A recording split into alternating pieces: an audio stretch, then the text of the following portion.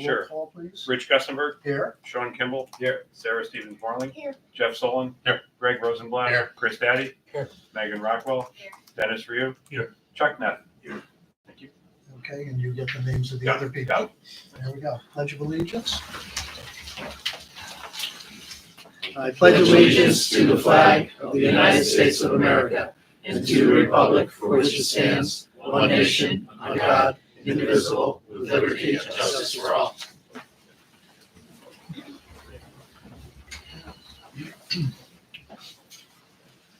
Public comments. Do we have anyone from the public here who is going to comment? We do not. Sarah, I know we have some correspondence. We do. So let me just start with the non-aesthetic feedback that we received. Non-aesthetic. Non-aesthetic. Okay. So just after our last meeting, I received an email from Karen Schitzer, who shared that she had looked at the North End plans and that there is a strand of trees on the corner of Marion and Jervis that in the plans is set to be preserved. But what she noticed is that there are a tree of heaven, which is a non-native species that also harbors the spotted lanternfly, which, as we all know, is becoming an issue. So she did share photos. She said, "I'm out of town right now, but I'll go check out the trees," and was able to identify which trees are trees of heaven and shared some photos with us. Did you want to show those photos? Is that- I can share them. I can share them with the group. Okay, Maybe. that's fine. So I feel like I don't want to take down the beautiful presentation that's already there. All right. And also provided us with the Google Maps address that shows where the trees are located. I And we emailed. forward that to the architects and they forward it to Yeah. the landscape people. Yeah, the day that I received this, I sent it to Rich, who shared it, just because it seemed like something that was important to find out. And Karen will come to one of our future meetings. So then we did receive a lot of correspondence. So I'm going to do a summary of some of the feedback that we received, and I was just going to take a few minutes to explain how I'm approaching the summary, and this is how I'll move forward with this summaries. Is that, as you probably heard me talk about, I teach an art class, an undergraduate art class. So feedback, right, about aesthetics is really important.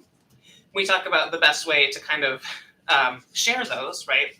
And I go by three things. One is it has to be clear. So you can't just say, I don't like something. You have to say what you don't like. Yeah, it has to be actionable, because otherwise, what's the point of the feedback?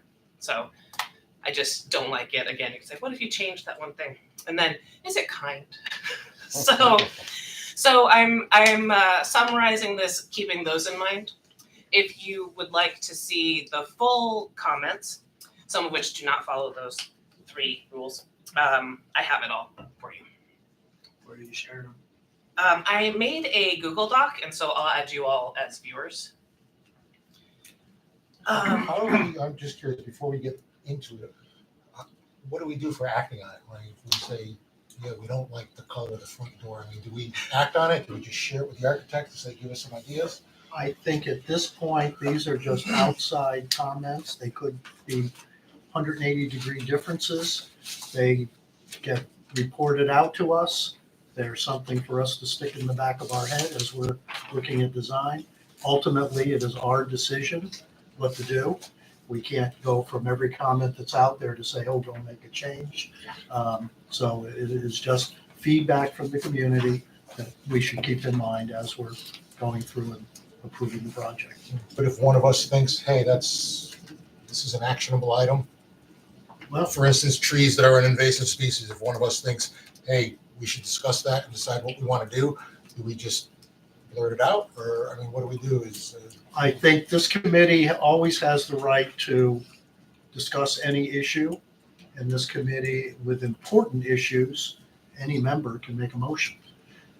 So if something comes up and, we have some people, I don't know if the tree one is, that seems like that's, something that we all pretty much agree on, but something could come up and somebody says, and someone else can say, yeah, I strongly agree with that. As we get into the conversation on it, we can get into that discussion, and you may get a consensus, you may make a motion. the bottom line for me, which Jeff D'Onofrio mentioned last time around, is that this group on December 10th, and subsequently we'll have several other votes, has to vote to approve schematic design. I would prefer that any real questions, concerns, issues get fully dealt with before that date. I hate to get to, did I say You said December? December. I said December. August 10th. I would hate to get to August 10th and then suddenly have some important issue come up saying, I can't vote for this because of. We have today, if we need to do a special meeting, I'd be glad to do that. I want to fully deal with anything that's out there and make sure that we have thoroughly dealt with any concerns that you have before we get to that August 10th vote. Okay? All right, Is something sir. like an invasive tree something that can't be dealt with after a schematic design?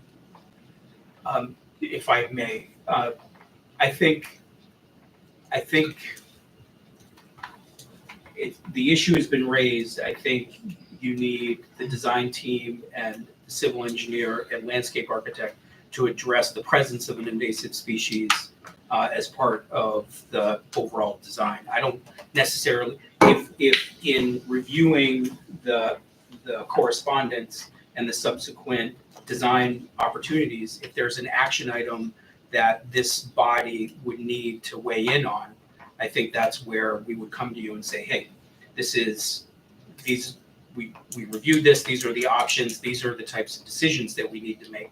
I don't know if you want to start getting into that level of formal motion and approval at the building. Well, I think he was throwing that out as just kind of a off the top of the head example. That's not one that I would normally think of, but I'm just saying, there may be other issues that come up. And what I'm saying is I want this group to be able to discuss those and deal with those and not push them aside and feel my concerns haven't been Sure. heard.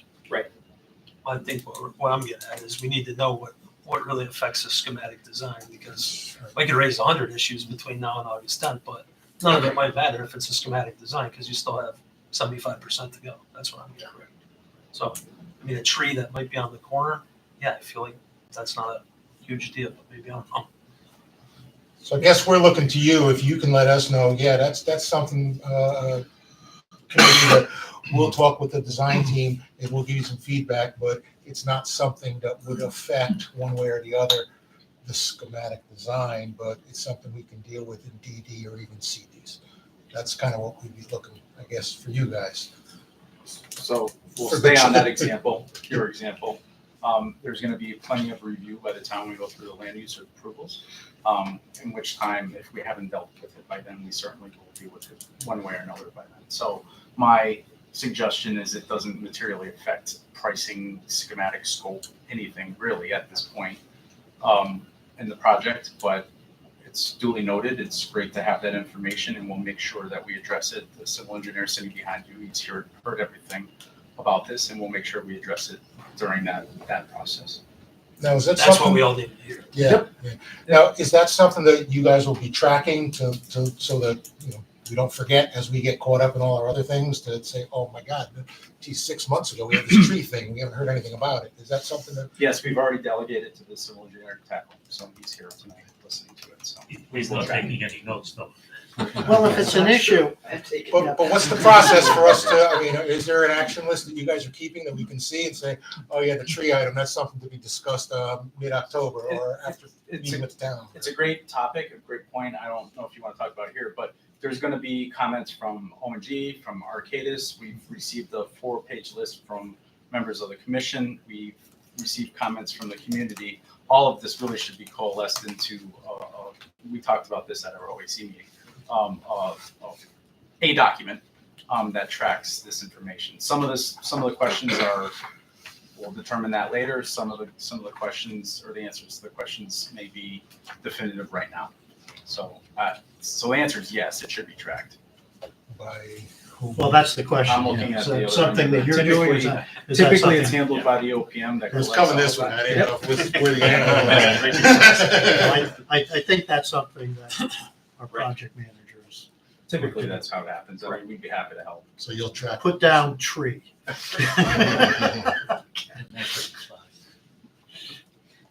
Sarah. Okay. So, Rich shared a post of all of the exciting PowerPoint slides that we got last week on the Cheshire Community Forum.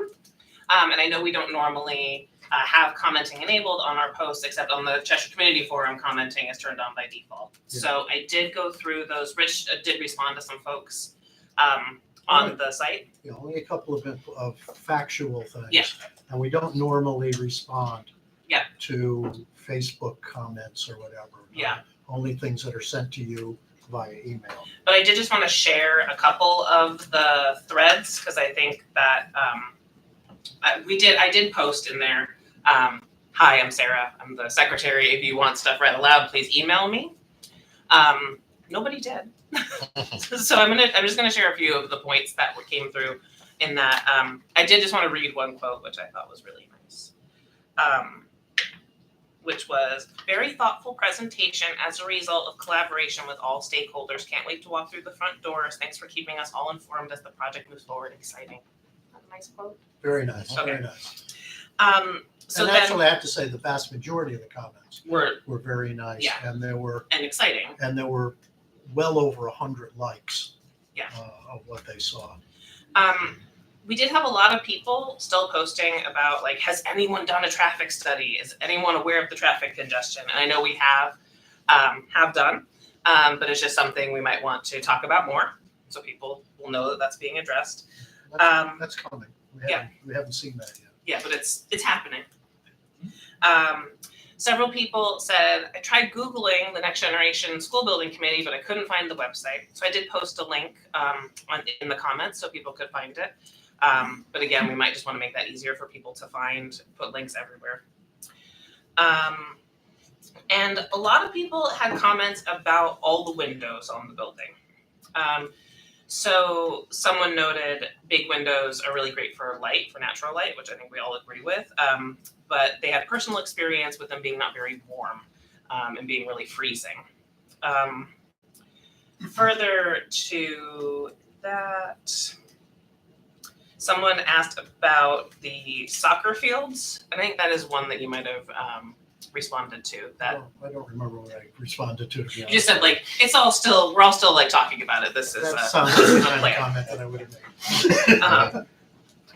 And this is kind of interesting because we've already had this discussion a lot, which is someone commented that they really recommended making it a complete square, the courtyard, and not having a break. But I know we've extensively discussed this with folks, and there's a reason why we don't. Oh, I know what the soccer one. Somebody asked if there was a possibility For like of more adding fields. another field where the wetlands are. And I said I had no idea what space was there, what was available, that was, something that the town would have to look at down the line. And then the last comment came from our town council chairman, Tim Slocum, who had reached out to Rich. And he had some concerns about the look and feel of the exterior. He had remarked that the building looked more like a headquarters for the bedding plant capital of Connecticut due to its greenhouse look rather than a traditional school building. And to him, he felt the colors were too muted and neutral, which led him to think of dreary kind of color palettes and not as high energy colors. And one of other council members had something very similar. Sylvia. I don't think I got that. Was in one of the emails. I sent that out. I apologize. Very similar comments. Okay. Well, I will add it to the sheet, but And I had conversations with Justin and Jeff about it. And I said, one of the things that the exterior pictures that we had last time were first sketches, really. Here's what it could look like if you were standing at this point or that point.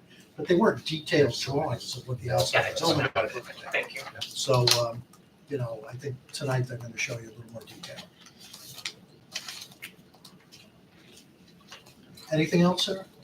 That would do it. I just found Sylvia's email. I apologize. Okay, so you do have. Yeah, I do have it. Just too many emails in my inbox. And I did share those with Yes. the full committee.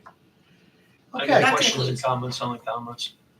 So we don't normally turn on commenting on Facebook. Why did we do it on this one? And This was 'cause- these aren't comments. They're not official comments to the committee. So are we gonna pick and choose like what comments are coming in? Well, so in general, on our page, we do not turn on comments for Facebook, and we have my email that says please contact. Unfortunately, on the Cheshire Community Forum, commenting is turned on by default. So we got something like,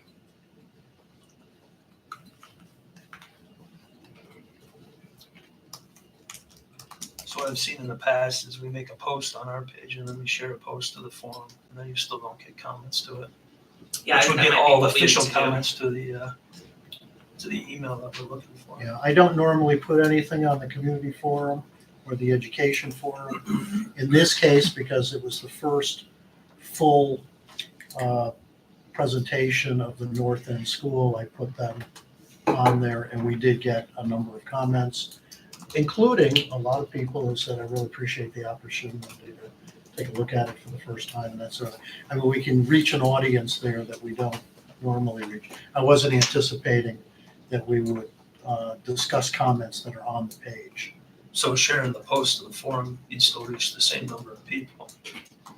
The issue I have is we're responding to comments and we're posting as the chairman of the committee, and we're getting comments back and you're responding to comments on behalf of the committee when we're not talking about the comments ahead of time. Well, So you can't respond to comments making it sound like we as the committee are saying this about the fields or anything else that kind of comes up. I mean, this was the initial go, so there's no real harm or foul, but as you go along, you're gonna get a lot more comments on submissions as they come out. And we want official comments to the committee that we can all respond to, not pick and choose which ones we're responding to and sharing most of it. I think what might be a best practice moving forward would be that we keep all communications on our Cheshire Next Generation School Building Committee page. And we could post to the community forum if we wanted to share that, hey, we've got some exciting updates, check out our page, and have a link to the page. I think that would direct folks to the place where we know commenting is turned off, and it has my email address right at the top that says, please email the comments. That's what I'm asking. And the admins of the forum are pretty reasonable. If you were to also send a note, hey, can you turn off commenting on this post? Yeah. Because we're a committee and we don't want to have comments. I'm sure they would be happy to do that if we're not allowed to as a user. Yeah, by the time I saw the post, it already had about 65 comments. And if we turned it off at that point, I think we would look like we were trying to shut down conversation. Like, that's just the way social media is. And I know how the forum is sometimes. yeah, and it can get out of control. We Yeah. know that. I do stress that the vast majority of the comments were very Oh, positive. yeah. Yeah. And Yeah, I wound up with 120 comments. yeah, Yeah. and there were people that had no idea we were building a school. That was interesting, yeah. It was interesting to see that. Yeah. And I Okay. think that that's an opportunity, right? We can just do some more outreach. And there's gonna be more neighborhood outreach, and then I think there'll be more. But in general, as you said, what we want to do is to get emails sent directly to you Yes, as secretary. That's what we would report on here. yes. Okay. Approval of minutes, July 13th, 2023. So you have a motion? Dennis, seconded. One second. Jeff, any discussion? Yeah, a couple of items. Yep. On page 2, I think reimbursables as a typo in there. Possible. Page 3, we should try to avoid using the word handicap. It's either persons with disabilities or children with disabilities. It's a little bit more politically correct. The issue of this is not a change to the minutes. The access in the library, that's going to be an action item. Heads up. Also, there was a concern about noise transmission from the music spaces to the spaces above. That That's should be- not in there now. And That's not in okay. there now. that should be added. Are you getting these? Okay. That's all I have. Any other comments? Then do we have a motion to approve the minutes as amended? I'll second. Moved and seconded. All right, all those in favor? Opposed?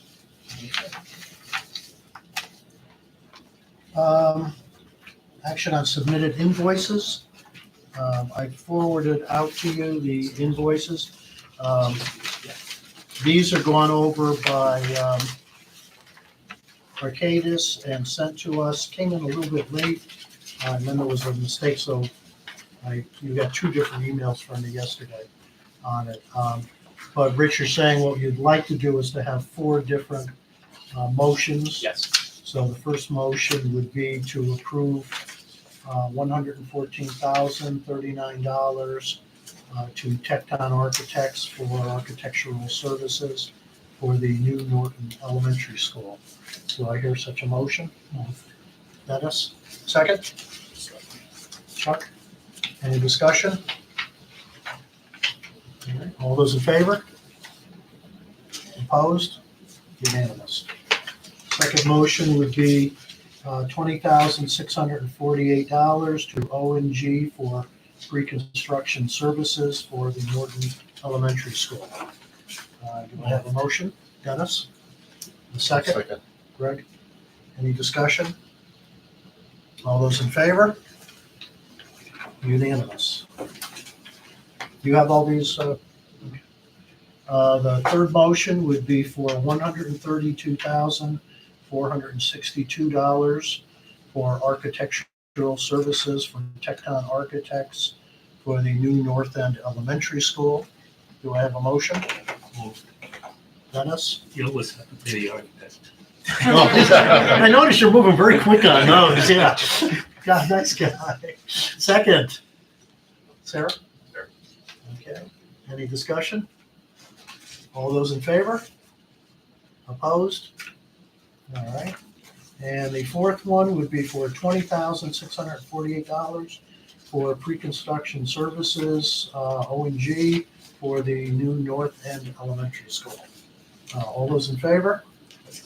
Oh, I'm sorry. Yeah. Need a motion? Jeff? Second? I'll second. Dennis? Any discussion? All those in favor?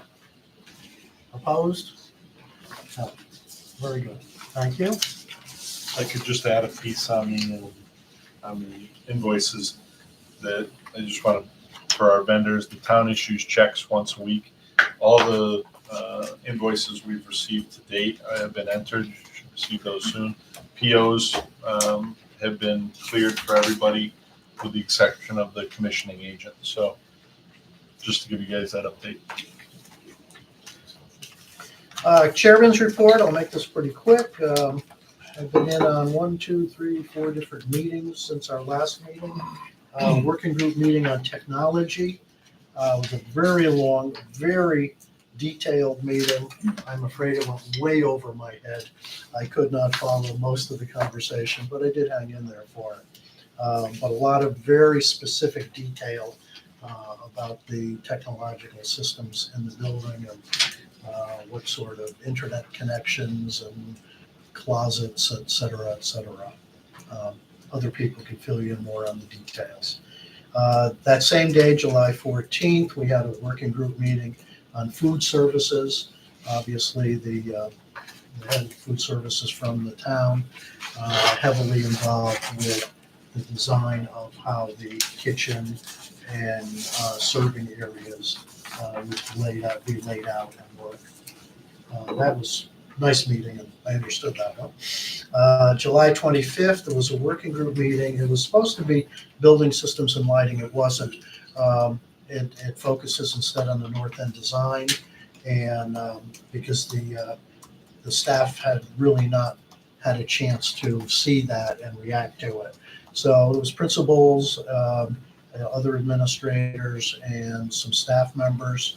And just as we had gone through, they looked through the North End design items and gave feedback on those. And then just today, we had an hour-long meeting with Eversource, talking about some of the energy programs that we can get involved with and some of the reimbursable money that might be available to us. It was a fairly large meeting and a presentation done by, I forgot her name, Elizabeth Stagg, who did a nice job. She had a PowerPoint, went through all the material very specifically. And we have that. At some point, we may want her or whatever to do that presentation for the committee, so that we get that idea of what's possible out there.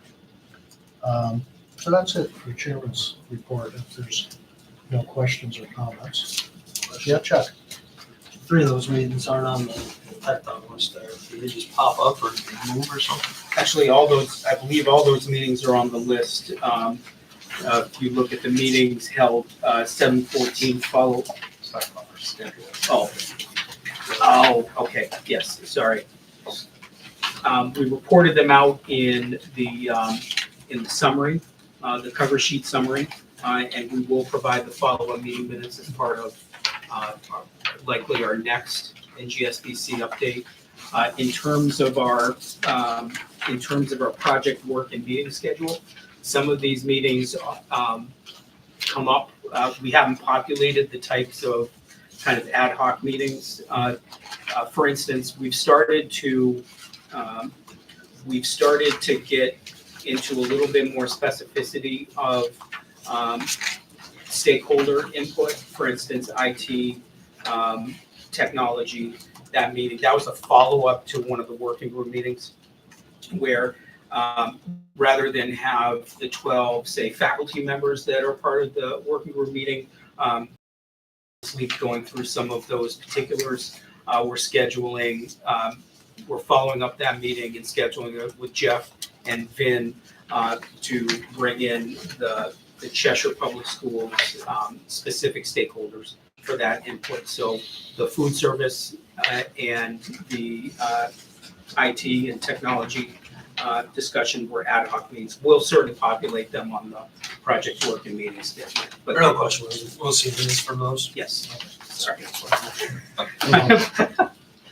But there'll be an awful lot of meetings. We have follow-up meetings with safety. We need to meet with the fire marshal, building inspector, planner. So we will have minutes for all of those and then track them certainly.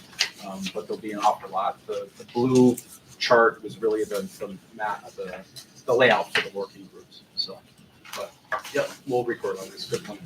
And those meetings, the minutes and stuff get sent or they'll be uploaded to the drive? We don't go both. Yeah.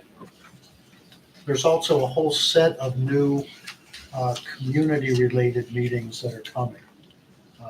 And, Dr. Solon can fill us in on that. But various meetings that are planned for September, October, to get the word out to the neighbors, the community, schools, that sort of thing. So those are in the works. And I don't know if all the dates have been locked in yet, and I know that there's brochures being done and that sort of thing. So those are coming. And that's something that I know we've wanted to get the word out there and give people a chance to give some feedback, specifically the neighbors, with the school population also. That would be, actually, everybody in town will get a copy of the flyers. Yeah. To know what, there are a variety of meetings. I know Antonia and I were talking about having a couple other options, like at the senior center, for example, library.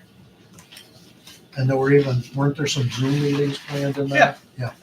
Yeah, a couple of Zoom meetings. Remote, Yeah. virtual. So a number of things that people would have an opportunity to see the latest plans. Fall Festival will be a booth at the Fall Festival. So a lot of different ways to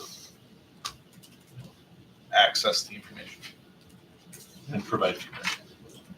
Okay, good. Motion to clarify contract with Tecton Architects.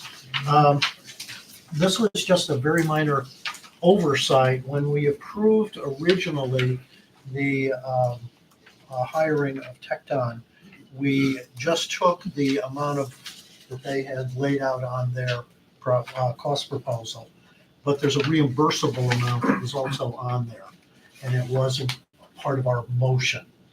So in order to make sure that we could pay them that reimbursable amount, and that the state doesn't later on give us some problems, Arcadis has said that we really need to have a specific motion that's in our minutes that we have approved that. So I talked to our attorney and he wrote up the following motions. Move to modify the prior contract award to Tecton for the new Norton Elementary School to include reimbursables in the amount of $44,500 for a total contract amount of $3,589,589. Do I have someone who will make that motion? So moved. Chris, a second? One second. Jeff, any discussion on that? If not, then all those in favor? Opposed? Unanimous. Move to modify the prior contract award to Tecton for the new North End Elementary School project to include reimbursables in the amount of $42,500 for a total contract amount of $4,152,140. Do I have someone to make that motion? So moved. Chris again. Second? Make it easy. Jeff? Thank you. Thanks, Jeff. All those in favor? Opposed? There you go, sir. Thank you. I can send it to you electronically if you want, but, all righty. Owner's rep, anything, Rich? Yeah, I just wanted to, give a summary as to the progress of work. Justin and Jeff are going to present the progress on Norton, following up from the last meeting, and of course, North End. And then they're also going to present on the Norton School tonight. So we're on track as far as getting the designs to the building committee so everybody can see them. After the last meeting, Tecton turned the documents over to ONG and to their cost estimator. They've been busy working on the cost estimate for the North End School, and we are going to have cost estimates ready on August 4th. That's internally. Once the cost estimates are complete, they get shared between the ONG and Tecton estimators, and we do a reconciliation. And that reconciliation is scheduled for August 8th. We've scheduled an entire day to go through. And Rich, as I kind of laid it out to you, what reconciliation is the process of going through and verifying what schedules of values are being carried. So somebody might be carrying X amount of dollars per square foot. Somebody might be carrying something different for the same piece. We also take a look at quantities and see whether or not somebody's got 200 windows versus maybe 150 windows that somebody else is carrying, and then we square them up to make sure that everybody's carrying the same amount. And we get to a point where then the two estimates are reconciled, and we present a reconciled number to the building committee. Now, that number may or may not come in on budget, below budget. It may come in over budget, but that's part of the process. The process that we follow is to say, if the numbers are coming in above the budgeted amount, then we go through a process of value engineering. ONG, Arcadis, Tecton will evaluate the plans and take a look at things that we might be able to cut back on, modify the different kind of materials and so forth. That happens on the SD level, then it happens at the DD level. It's a process that that reinforces and reaffirms what the numbers that we're projecting are going to be coming out as far as the value of construction. Ultimately, when you get to the end of the construction document phases, then you go out to bid, and then you'll know what the real numbers are, because that's when you're testing the value of the project in the market. So it becomes what the market's going to cost, or the building's going to cost per the market. So it's a process. On August 10th, we'll have the numbers for the North End School. We won't have the Norton School because they're being presented tonight. And then the drawings are being presented tonight, but then the actual cost estimate is going to start tomorrow in earnest, and then it'll go through the next three weeks, following the same pattern that the North End School was. And as I understand, this committee on the 10th could approve the Norton schematic design without having the numbers, or they can hold off until they have those. That is numbers. correct, because the committee's going to look at the design and they're going to say whether or not they like the design or they don't like the design. They might have comments on it, but you could take action on the design itself, which allows Tecton to continue working on that path of design. If the committee has some strong objections to it, then obviously that needs to be modified. But we all know what the value of the buildings need to be. It's the budget amount that's carried, that we all know what the target number is. So if the value comes in below that and the reconciled cost estimates that we received, that's great. That means that the design is right on target. If the numbers come in above, that means we've got to take a look at some things that are in the design that we'd have to pull back on to modify that. But the bottom line is that regardless of the cost estimates that come in, the team has to work collectively to get back down to that budget number. From your experience, how close are these estimates for schematic design to what eventually happens at the other end? I'm going to let Mark answer that one. I mean, should we put any store on these numbers at all? We're really looking for kind of a window that we want to hit. So we want to be within like 1% to 2%, maybe 3% at the highest at SD. So that if we're slightly over budget, we're okay. We'll continue on with the SD documents.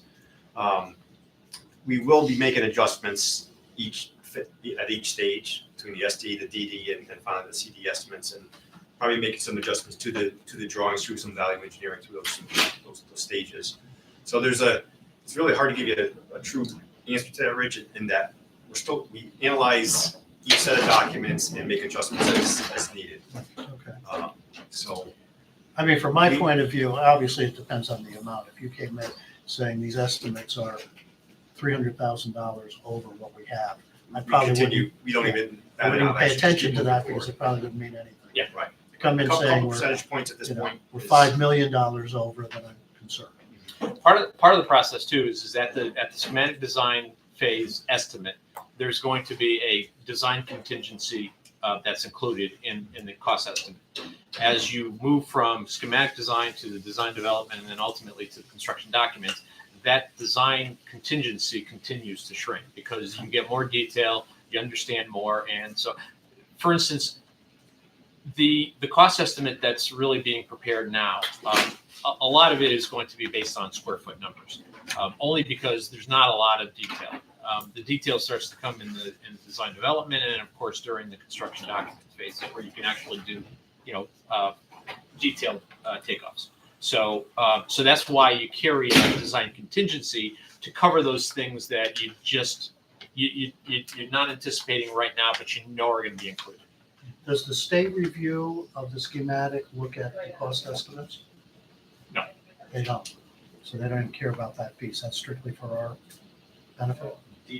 It's part of the process to make sure that your design is on budget. They look at it at DDR. Yeah, that design development review is the first time that it's a checklist item. Superintendent is going to need to initial the cost estimate as well as issue a cost estimate certification. That's when it's at design development review, that's when things get a little bit more formal in terms of the reviews. So it's like we're going to go through an exercise where it's like you're preparing your taxes, right? You're going to have to sign a number of things. Rich, do we get in trouble if we approve the schematic design and the cost comes in so high that we need to kind of reinvent the wheel? Well, there is that risk that, if the number comes in that high and you've kind of committed to a certain design, then you've got to really scale back. But there's always a calculated risk. And what I would say is that I don't think that you're going to come in that high where, you know, you're gonna come in with those surprises. First of all, you know, a lot of the COVID related numbers have all kind of settled down. So those are kind of behind us now, or at least we hope they are. We've verified, you know, the cost budget based on a square foot basis that was presented. So, you know, based on that measure, we think that the budget is reasonable for the size of the building and the scope and so forth. So, you know, we don't think that you're going to come in so far over that we're going to have to scale back and reduce scope somehow. And of course, we all know that reducing scope means cutting the square footage. And then that means that you're then sacrificing some program, which I don't think is something that the building committee wants to do. So how far behind is the estimate of the schematic design? It's gonna be a few days, right? What are you behind? Yes, behind the Time deadline. please. Is it 2 weeks, so it's a meeting So- away? So Dennis, the first estimate for North End is gonna be ready for August 10th Right. for the meeting. The Norton School hasn't started yet, Right. so that's probably It's 3 weeks to do the estimate after we get the documents. yes. Okay. So on the August 10th meeting, we will have the estimate presented to the committee. For North End. For North End. For North End, but not for Norton. That'll be a week behind. Okay. But I think that, and I'm not going to speak for Laurel or ONG on this, but you know, when the numbers come in for North End, that should be a good indication as to where we stand overall. If it was one building, we'd say, look, we're asking you to approve the design without the cost.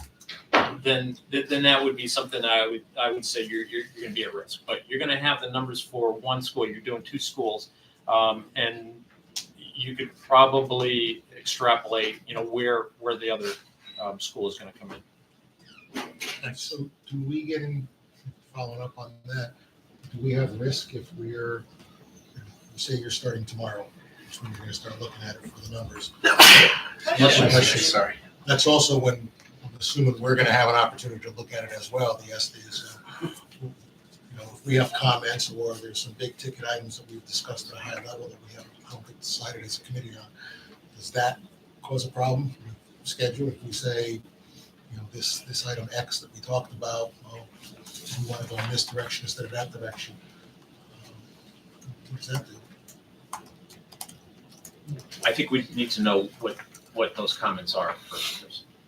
There may be some of those items that we could actually react to and actually present it with our estimate. Well, we know, for So- instance, whether we're using GOLs or bringing in a gas line is going to be a variable still. Right. When we're looking at this As piece. is solar photovoltaic, Yeah. what we're doing, what we're not doing as far as that goes. And I know you've had some questions regarding the size and cost of the generator. I didn't want to bring that up. Absolutely. So, yeah, I mean, I assume items like that could still be on the table that have to be, you know, as we go along, that They can be. We are, Rich, going to be addressing some of those items within the estimate now, based on the narrative that Jeff and Justin provided. There's the other things that will come up, again, as you review these documents, that we'll have to review and price accordingly, so. if this committee is uncomfortable approving the Norton School on the 10th, is it going to cause any scheduling issue if we were to have, for instance, another meeting on the 17th and approve it at that time? Would the school assessments be ready by then? Based on the timeframe that I thought we were doing 2 weeks, not 1 week. we do. What Our we're meetings just are saying every is 2 this is a weeks. special meeting. But I'm tomorrow. saying if we needed a special meeting to move things along, I don't want to hold up our schedule in any way, but Well, Rich, I think that, I mean, it's 3 weeks to do a cost estimate, but then we also have to reconcile. So we would have to then get the Norton School from OMG and Tecton, and then do the reconciliation like we did for the North End. so would that be ready by the 17th? Don't think so, because 17's 3 weeks from today, so. We have Norton scheduled to be ready for the 24th, but there's a 2-week difference between the two Right. schools. Yeah. We have to stagger. Because of the reconciliation, yeah, so So it sounds then the that 10th to the 24th. if this committee is not ready to approve Norton on it the would be on the 10th, then it would be on the 24th. We wouldn't be considering a special meeting on the 17th. And then I think that the preference is that after the building committee takes action and approves it, then the Board of Education is going to take action to approve. Is that correct, Jeff? I believe so, yeah. They want to go through that process. You want to do that, yeah. I guess we don't legally have to do that, but it was felt that I think that you wanted to make sure the board was Right. approving what we were Right. putting on the table. When does the And board see we the don't schematic have to, design? Sean, the town council does not have to approve. The timing of it. Yeah, so we'll present the schematics to the town council, but we don't need a vote. by I'll confirm with Tony tomorrow. So we approve first and then Board of Ed looks at it? And what if they don't approve? What does that mean? They really don't have authority. Either does the council. Just a courtesy? But, so I'm thinking it's more of a presentation, but I'll confirm with the board chair tomorrow. Technically, it's us and the state, Right. and that's it. Well, I know, but we said approval, so that's why I'm Yeah, I wondering, think what it's does it more mean of if a they say no? review. Yeah, more of a review. So, okay, 'Cause it- understood. I wouldn't want to put them in a position that their approval wasn't. And I Didn't anticipate have that, any- but I'd be very Yeah, this is concerned when I novel. went to the board, Exactly. they had some serious concerns. Yeah. They're gonna live with this, so. They need to see it, but, and provide feedback, but approval, technically, they don't have a right to approval. If I may. Sorry to get in the middle of this conversation, but where the BOE formally approves, takes action is at the end of PCR, pre-bid conformance review, so at the end of CDs. So I understand the approval for SDDD is more of a local requirement, but it's a good practice because you don't want to get at the end of that Right. long design process and then discover that you have issues. Right. So Fair. on track again. Okay, anything else? Thank you, That Rick. was it. Thanks. Okay, Justin, I'm gonna kick it over to you guys. Sure. Thank you, Mr. Chair, members of the committee. Justin and Jeff are at the table. We also have Antonia from Tecton sitting in the back. We have Craig Raza from Colarona, the METF IT engineers. We have Will Walter from Benesh representing the site design for the project. Maybe surrounded. Yes. Okay, so a couple things that we want to go over is recap. We touched on some of the comments that we received for the North End, particularly related to the aesthetics. We also want to get into the Norton schematic design, go over kind of a similar presentation that we gave a couple weeks ago. And then we can get into the discussion of recent and upcoming meetings, particularly identification of some of the public engagement sessions that we've started to identify once everybody gets back to school. So North End, we're showing some of our previous images that we showed at the last meeting, previous renderings. And I will stipulate that as architects at this phase of design, we often struggle with what we need to effectively show to communicate a design intent. We've gotten into trouble by being overly literal in some cases where we start talking about door placement, door color, when really what we want to be talking about is overall vibe of the design, appearance, massing, relationship of major program components to one another. So we had this view of approach at parent drop-off at our last meeting. We also had our view of what we called from the greenway, looking at the, looking at the gymnasium. No more with the little icon thing. Well, I got a little flack about not being able to reach the top of the. My big T. Right. So at the major volume being the gymnasium, media center to the right, where we had our parent pickup and drop off, bus pickup and drop off, having this kind of green area in between the two parking areas really balance some of the program in the center of the building, and also offer the opportunity for grade level promotion at the end of the academic year. So we heard some feedback. I will say, if you haven't realized already, we're a pretty low ego operation here, so we welcome feedback. We welcome constructive criticism. Some of the comments I think we heard from earlier. So we left our last meeting thinking that we hit a home run, right? We felt that we got a lot of positive feedback from this group as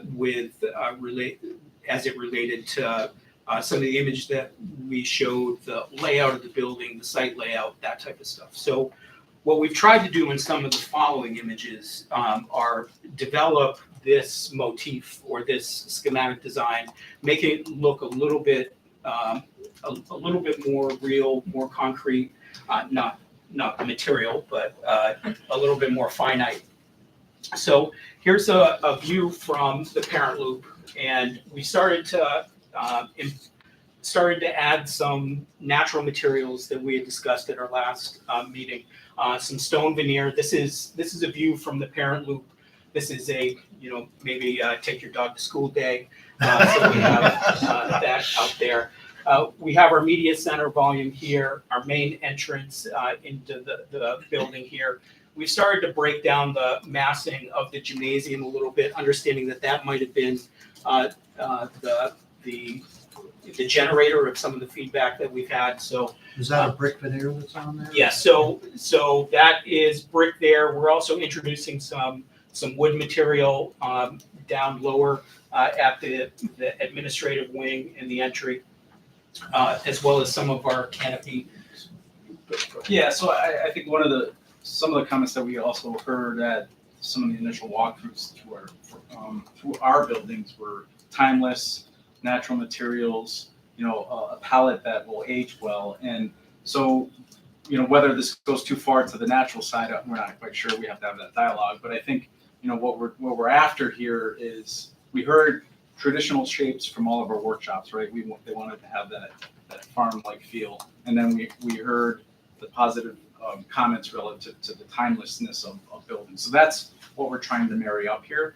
And to Justin's point, design is an evolution. We have no ego. We want to hear the feedback. This is your building. We want to give you the best building possible. So we have thick skin, but so we try to articulate some of the modifications based on some of the comments we heard from Dennis about the entry. Let's try to promote that a little bit more.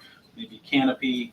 So you're starting to see a scale that better represents an elementary school.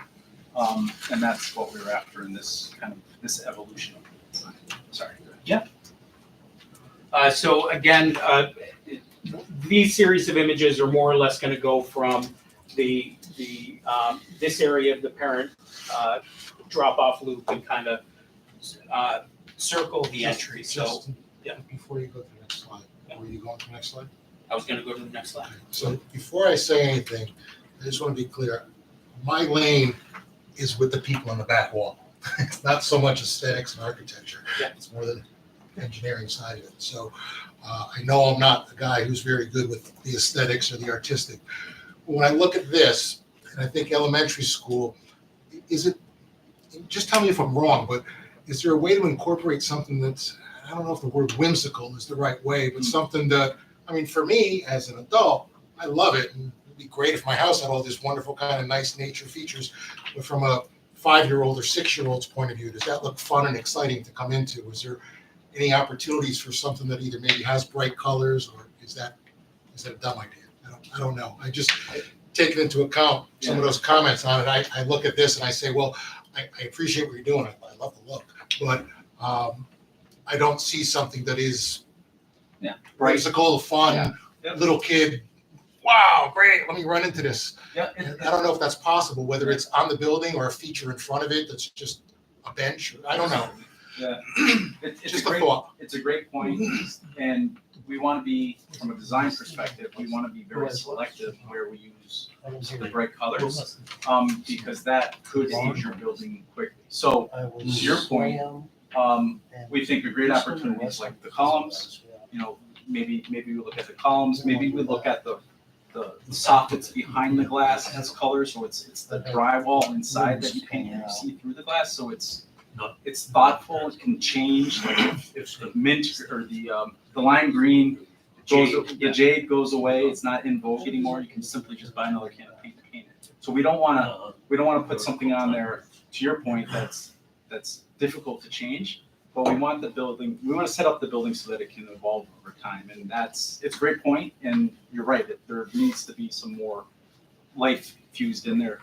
And I don't know what way or how, and that certainly is not my lane. But to the comments, just thinking of the mindset that I don't see that whimsical, and I don't know how you get it, or if even you can, but I wanted to throw that out there, just something to think about. For me on this one, the only thing I would think about is sliding the rock that's on the opposite side of the sidewalk to act more as like a ballard for security on. Yeah, like That's what those are starting to do. Yeah. Aesthetically, we really need to have more of a conversation relative to how we start to set up these landscape barriers, and that, it's a good. I hate the look of ballards in front of a building. Yeah. You know, it's so bad, but is there a natural way to provide a greater barrier between students walking and vehicles? Yeah, whether it's a bench that's out here, that's maybe a precast bench that will also provide that Yeah, something. Interference. hard physical Yeah. barrier, or as you had correctly noted, you know, some of these landscape elements are trying to do that duty.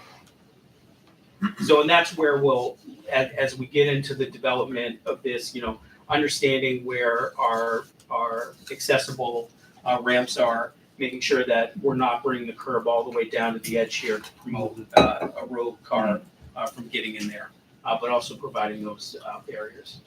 While you're on the slide there, I mean, I get the idea of adding color and everything, but I drive by the site every day, and I would not want to see something that's just like a colored drop out there. It's in the middle of a field, so I mean, it's got to look the part of where it's being built too, which I think you do with the natural stuff. So, I mean, I get adding color, but I mean, they make flowers of every color that can go on a planter out front too. So, Well, I do appreciate the point about accenting.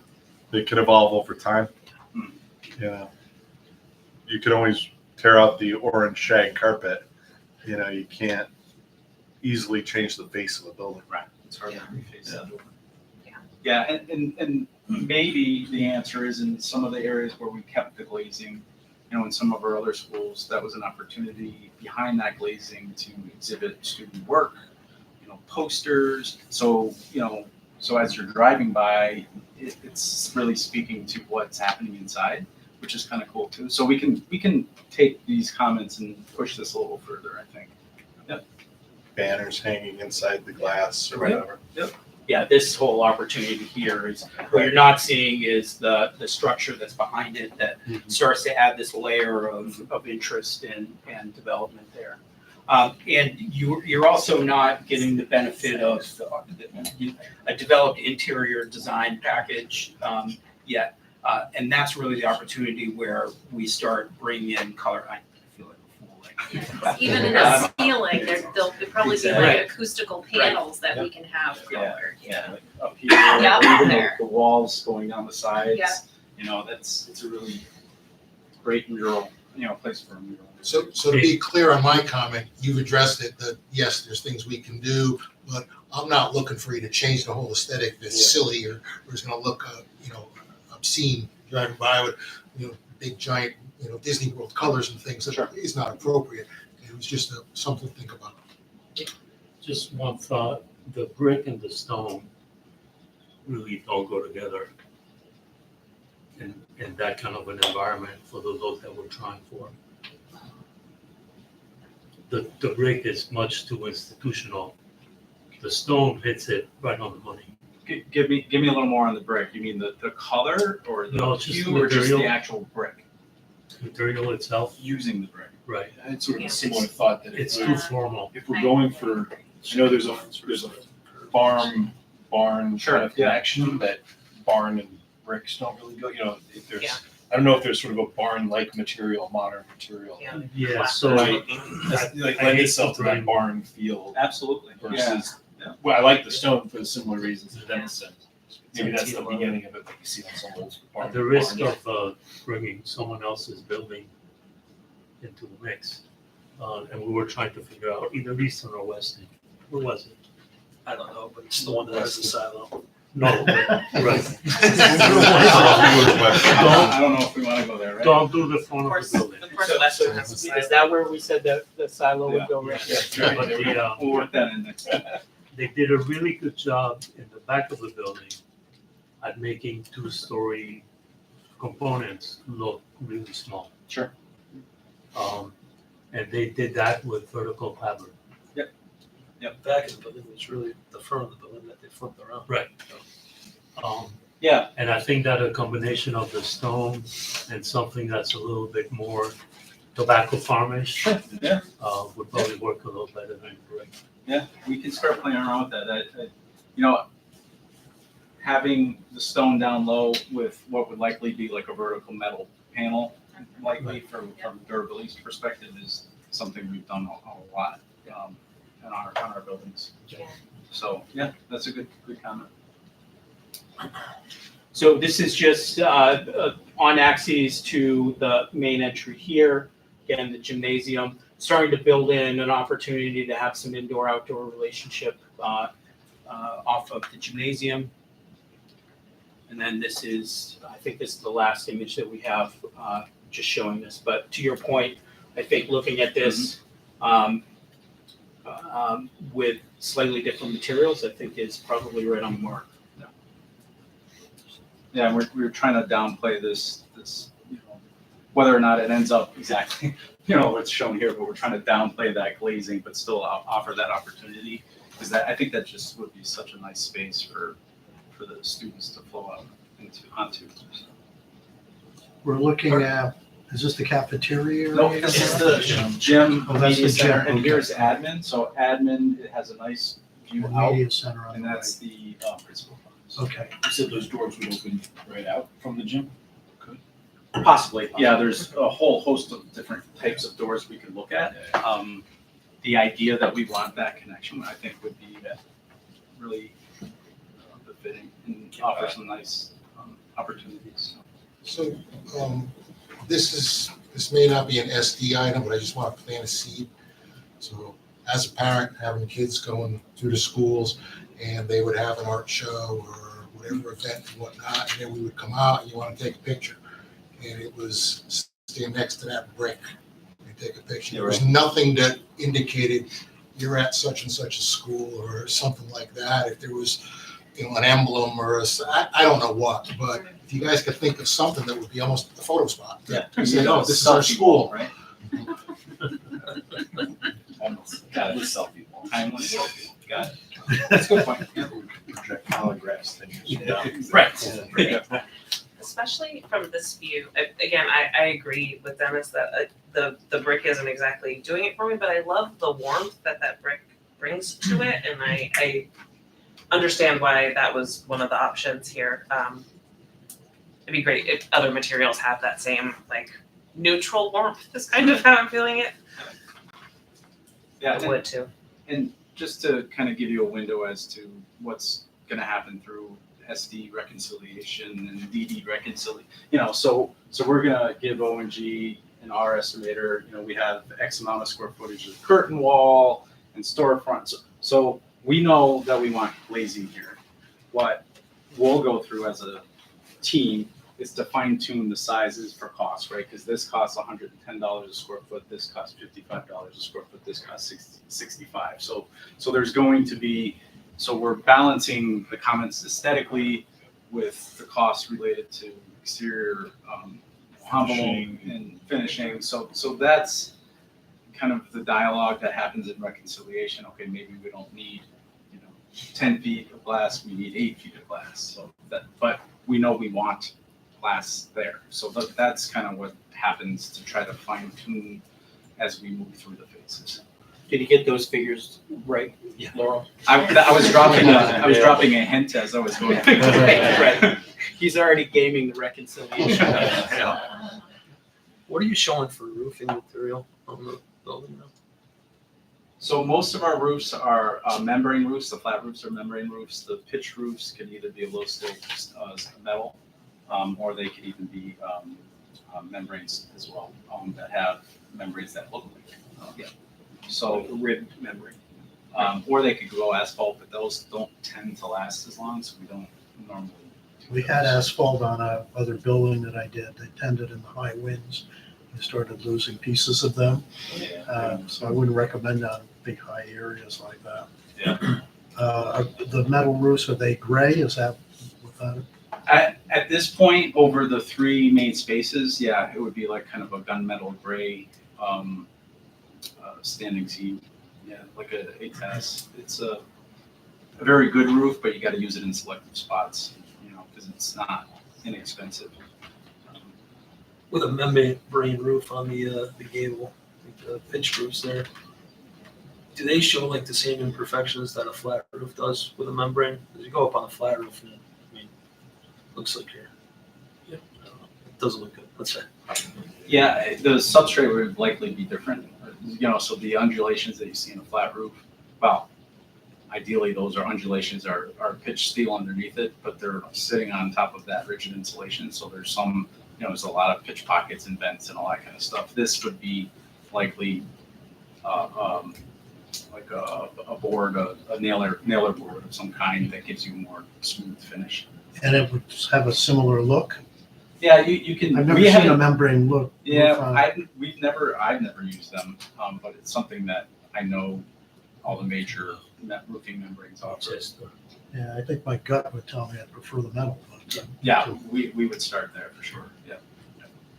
But in terms of your question about oil canning, some of that has to do with the gauge, some of that has to do with the material and the thermal expansion. So we need to make sure you're going to get a little bit of that in any material and that material, but we need to make sure that we can minimize it either through gauge or substrate. I'd say I prefer the metal roof. Just looking at membrane roofs on flat, Yeah. you can see like every screw that's in the insulation holding them down to the roof. That's true. Yep. Yeah, the other thing that we'll need to be cognizant of when we get into a little bit more development is what you're seeing from Marion Road, right? Because we are quite a few feet above here, so there may be a car at this elevation on Marion Road looking down. So we'll make sure when we start getting incorporating our site plan into the overall renderings that we're taking true accurate elevation renderings. In the ones you showed us 2 weeks ago, you also had a picture from the back. We don't have that.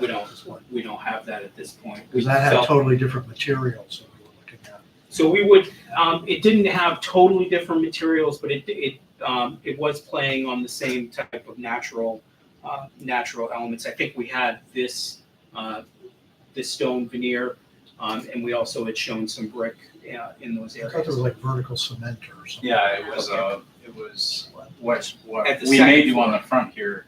So they make a couple different high pressure cement board panels that you can make to look like tobacco barn, or we could use metal. There's a couple different materials that we could explore from a cost perspective, but likely we would, if we use that material up here, we would probably use the same material in the back. We might use it in a different orientation. We might want to use it horizontally there to make it feel a little more residential. And the preschool, would that have the same look, or is that going to be something which stands out as a different environment? So we think we were going to incorporate, we weren't going to do completely different materials because we think the planimetrics are enough to kind of Distinguish it, differentiate yeah. it, unless there's a desire for us to explore additional materials. But I think there'll be some economies of keeping similar materials, similar details. I mean, I think kinking it and compressing it planimetrically, I think it's going to be Well, enough beyond to the highlight. economy, given the way it's situated, could look like just a different building got stuck onto the end of, if you're not careful. On the other hand, coming into that preschool, it might be worth exploring something as what Chris was talking about, where Distinguishing is factor. a unique, Yeah. fun place to be. Yep. It has its own entrance, has its own driveway. It's a smaller, Maybe it's the entrance Lower feature that building. kind of gives you. yeah, something like that. Okay. That's, Well, the other thing too is when you look at any large farm developments, they're all tacked on to each other. it's true. So it's not like you have one building that looks homogeneous throughout. Yeah, but usually they're painted all the same color, right? Well, if No, you're lucky. Yeah, we can certainly look at it. Bright red barns. Point made. I love the stone. I think the stone looks really nice. I hope we are We're able to using hold on real to that. stone, right? So we'd like to use a 4-inch veneer, yes. We used it and we got pretty decent prices at. It wouldn't be the exact same stone, but it's basically the same type of construction as a brick veneer, just a 4-inch stone veneer. But not manufactured. Oh, no. Yeah, we wouldn't propose that. Don't put that as a DE item. I have one more thing on the north end. We didn't really talk about the bridge part of it last week. Kind of ran out of time there. What was your thought on the materials for the bridge that connects the two of them? And like, what's that constructed of? Is it completely closed in? Completely closed in, and we'd like to do it out of just a simple storefront glazing system. Because we want that to kind of go away. That initial rendering, and I don't know if we brought it, but ideally aesthetically, we would want it to kind of just be, in the background. So as simple as possible. It definitely be enclosed, conditioned. We're using it, the upstairs from a code perspective. The stairs, if you really study the plan, are strategically located with firewalls so that we've eliminated the need for 4 stairs. We only have 3, so we're using that bridge connection. So it has to be conditioned. Does that answer your question, John? So I think this is the last image for the north end. Is there any other comments, questions before we start to get into Norton? Now, we're going to come back to, we have a number of questions that were raised regarding the schematic narrative and that sort of thing. So we do want to come back to that. Yeah, I mean, we did receive quite a few comments. I don't know if you expect us to go through each one of those in the meeting or simply respond to, maybe pick out the major ones, the major concerns or questions, but submit a written response. Well, I don't know if others had comments or questions, but you saw the one that Chris put together. How would you like to?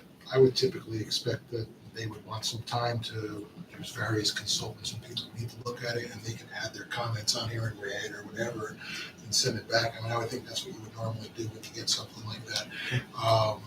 This way they can take their time to look at it, come up with the appropriate response. To respond to it. Some things are like, too bad, that's the way it is, or this is what you asked for.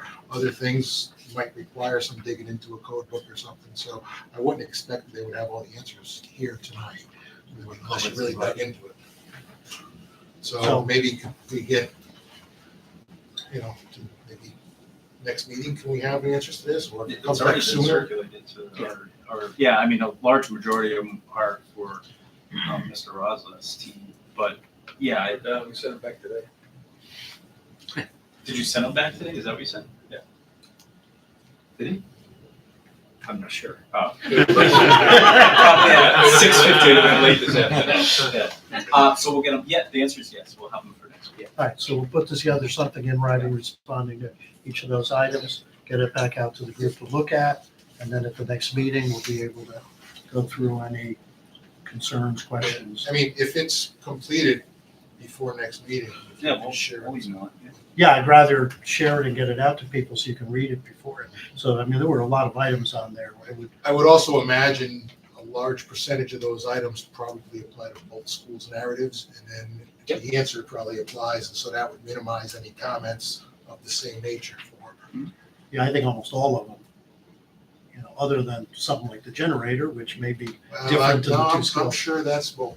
I'll wager a few But chips on the that. Norton School isn't being planned as a warming center, so I don't know that you have quite the same load or need. But I don't know. I'll bet you lunch, Okay, you got it. unless you've already shared with him, in which case he's. Hey, that's way out of my wheelhouse. I don't know anything about Lunch. this. This is more my wheelhouse. I can talk about You it, bet. you know, what a school looks like. Absolutely.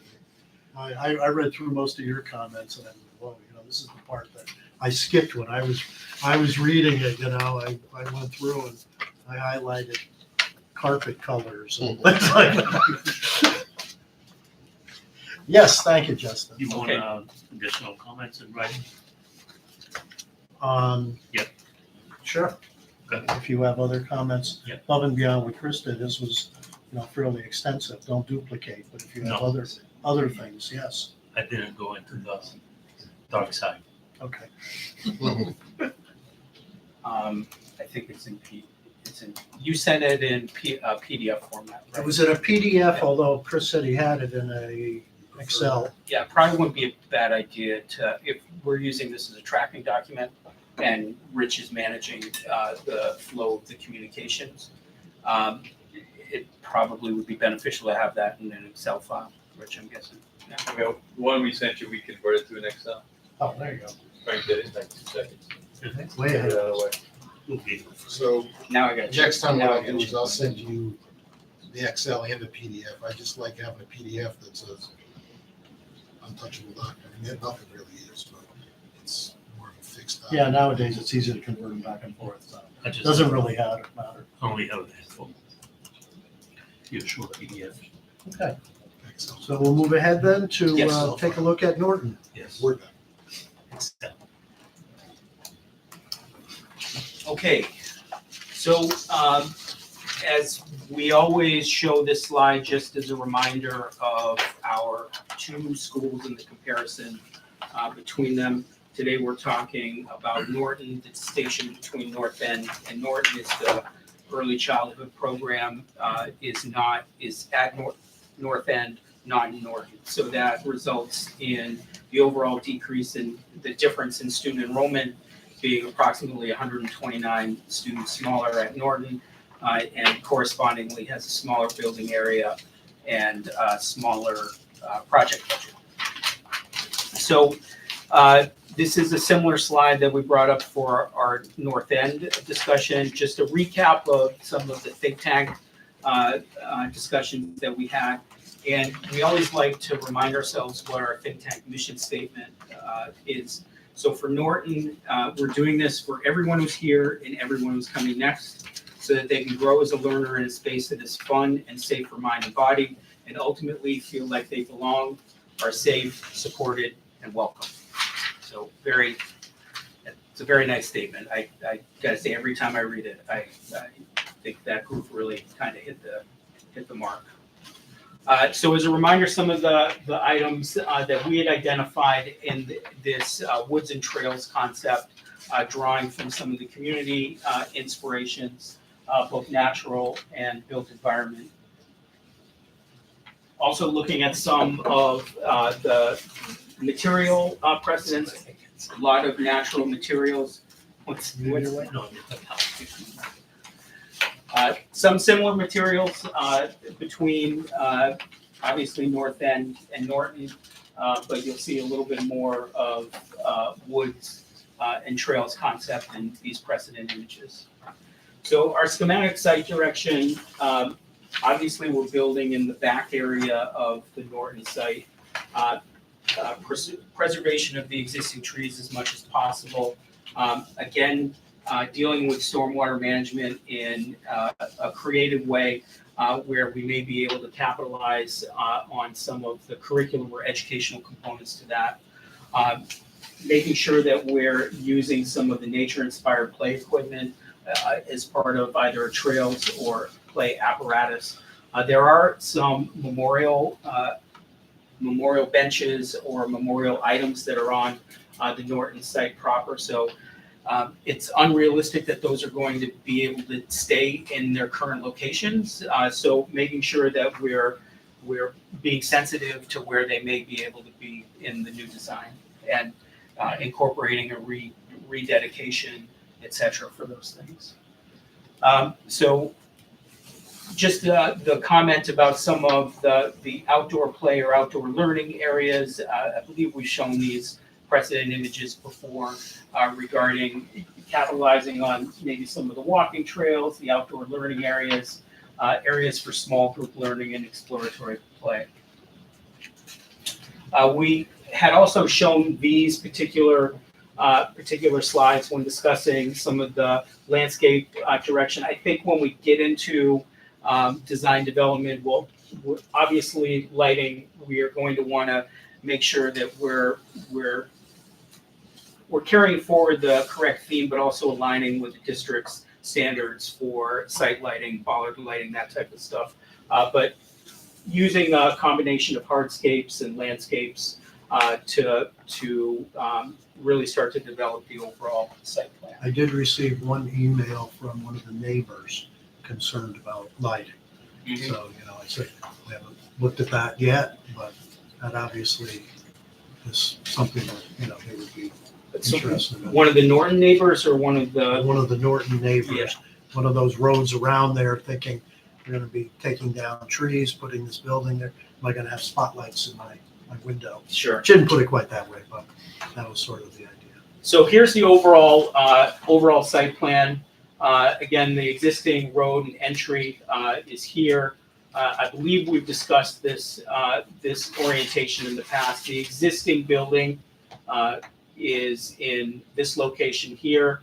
We'll be building the new building behind. We are carrying our secondary egress off of the site to the north.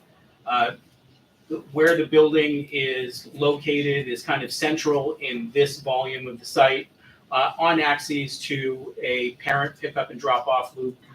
So again, this would be the parent pickup and drop off.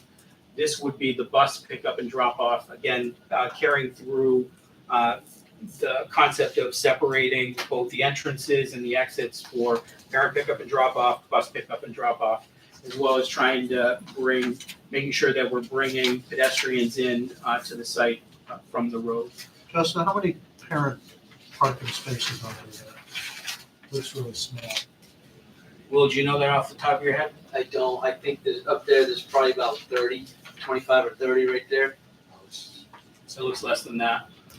But I think it's likely in the 20 range. I mean, I can count them out here if you want. 2, 4, 6, Oh, that's all right. It gives me an idea. There's 20, and then 3 more here. So 23 in that area. So we're in a really tight site. But boy, that's a lot less than what we have in the north end For visitor parking? for visitor parking. Yeah, you've got a large visitor parking lot in the north end here. You've got. But I think in the north end, there is going to be some distinction. There may only be one of those aisles that are in the parent pickup and drop off loop that are considered visitor parking, and they'll be signed as such. So the remainder of those parking areas would be for staff as well. So you've got all the parking where the bus area is. And I don't know, it just seems that. Disproportionate is what you're saying from the north That's, end. Okay. yeah, that's what I'm saying. I I don't would know what say- the right number is. I would anticipate more parent engagement at the north end because of the birth to 3 program in preschool. There's a lot more foot traffic that we see there because of those things. But that has its It's own RC. parking lot. Yeah. I That is a separate part of it, so there's 3 parking lots there. I was more concerned, what do you do when there's graduation or a play?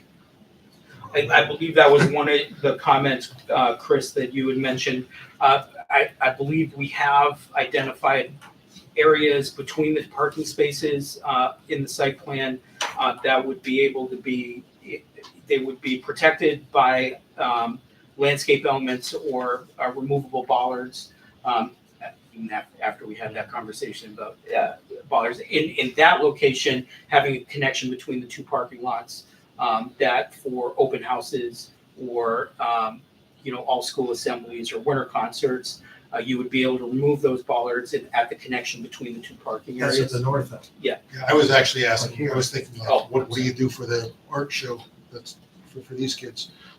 Or the Well, I was- graduation I here? was- Is that a good amount of parking? Should you still have staff there whenever you have an event or a graduation? Just Proportionally, that's a good amount of parking for that size building. I think, I think what we need to do is to identify shoulder and overflow parking with either through grass paved or stabilization on like the access drives, so that when you do have an event, you just hop up to the kind of Costco parking, you park on the grass there.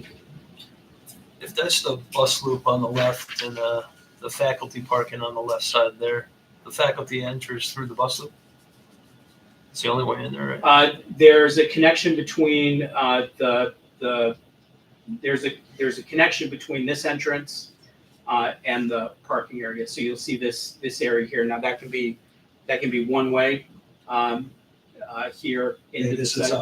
how I was looking at it, going to the right. But- So if there is a connection there, couldn't you just, if you're worried about parent parking, couldn't you just make that first row like visitors still? Yeah. I mean, we definitely have to think about the overflow parking, but the proportional relationship of building square footage to parking is still pretty similar in this particular example. How many staff, well, that's not a question you may have off the top of your head, but I would think you need to take a look how many staff are going to be in this building total versus parking spaces. So are we totally filling that parking on the left? We have it, and there might even be an answer. I don't know if I have that on. Well, we don't need that right away. I mean, I'm just saying, I think the issue of parking needs to be looked Yep. at as much as you can. I understand working in a very tight site. But I also know that those are the kind of headaches that down the line, administrators will be looking, saying, my God, I'm trying to run an open house or an art show or whatever, and people are parking, Yeah. half a mile away. Luckily, we have that church across the street. It's been very nice about allowing us to use it, but I don't know if we should be designing a new school with that in mind. But I also This is what think we'll be we should be careful of planning for like the most extensive scenario and paving more stuff that will only get used like what, 10% of the time, maybe even less than that. The what we usually say is you don't design the church parking lot for Christmas Eve mass, right? Or Easter Sunday. So we do need to recognize what happens in those events. And we run into this on every school. We've had schools where we've been told for a population of 600 students, we need 250 parking spaces. You're not going to get that, but we need to be able to figure out what the contingency plan is for those days. Yeah. Or those times. Well, and it may not be just those huge events. It can be the 4th grade chorus show. It could be, the 1st grade is doing Mother's Day thing. It's a little music performance. Yeah, Yeah, I mean, things like that go on It all was the time in tough parking. schools. But And they're going on all the time now with far fewer parking spaces. And the other thing I'm conscious of is on a site this size, when you overexpand a parking lot to accommodate those events that are, just periodic in nature, not every day, but, a few times a year, it compromises the amount of space we have for green space and playscapes and everything else. So it's like trying to find that sweet spot is what we're looking for. There's 170 on this site. 170 parking Yeah, I just spaces. counted them. And, so we need, Will and Ganesh team, you know, we need to look at opportunities like here for like shoulder parking and, you know, so that you can fit whatever, an extra, whatever, 30, 40 spaces. But it may also be, as Chris is saying, if you don't need 170 for staff, then maybe you can incorporate some of that staff parking into the parent Absolutely, parking. yeah. And a lot of those, you know, some of those events take place during school. Some of those are after school when there aren't a lot of staff there. And the lot can be used by parents. Also, Is all of the accessible parking on the right-hand side? Right now, we would likely, you know, spread it. We need to have it up. Yeah, just spread it further out. It does need to be on the planned south side of that bus route, though. It needs to be over here, you know. Yeah. Yeah, For CAF. and we've had this conversation, I mean, one of the, we have some areas here, one of the reasons why they're here is so that somebody can get out of their van and get directly to a sidewalk and not have to cross any traffic. Right. So, you know, whether or not that is the case up here, We can see some over there. Yeah. I think I told Ryan to take those out over there, to be honest. Put them back. Okay. So we, understanding that there may be an opportunity to use, we can talk about this. An opportunity for property acquisition. We took a look at what would happen if we were able to straighten this out. We think that it may be the opportunity to, you know, reorient the recreation field a little bit closer to the building, maybe have more of a landscape buffer between the street. There would likely maybe be more plantings along here, along the sidewalk. So that's something that we'll keep track of as it kind of works its way through your office, Sean. Can I ask a question about this? So the existing building footprint is where? Is it the same, in this scenario, is it the same place? Is the parking lot the same layout as it was with the other one? Yep. This gives us more frontage though, Mhm. for some reason, because. Yeah, basic, just to toggle back and forth. So you'll see the property line comes down here. So this, the drive out kind of conforms to our front yard, side yard.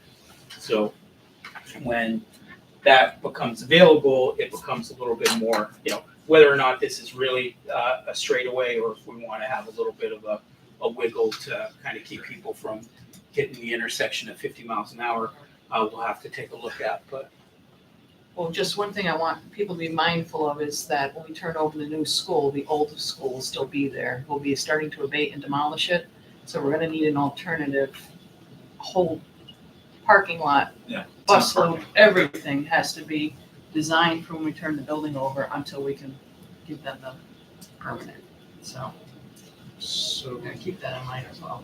also, since we're talking about the possibility of acquisition, is that coming out of the school budget or is our budget, or does that come from something else? Is that town acquiring land unrelated? Potentially, yeah. What do you want that? Did we lose the little league field? That's there now. That is, currently that Little League field is, I believe, right here. Yeah. Provides an opportunity to, well, this does, to open up more space up front. I mean, we could also look at potentially relocating it over here. I don't know how much, that must be a 60-foot. Is that a 60-foot that exists out there? Yeah, I think so. Must be. The diamond, 60-foot diamond, yeah. Yes. Yeah. I don't know how often the diamonds are used by elementary students. They're used for after-school, little league and things like that, but I know, having been a principal of several Kickball, schools, yeah, occasional kickball games, that's about it. And, you know, so I think if we're gonna be in a situation, do you put a diamond in there, do you put a field, a soccer field or whatever, what's most useful to the elementary school day in and day out? Yeah, I think we should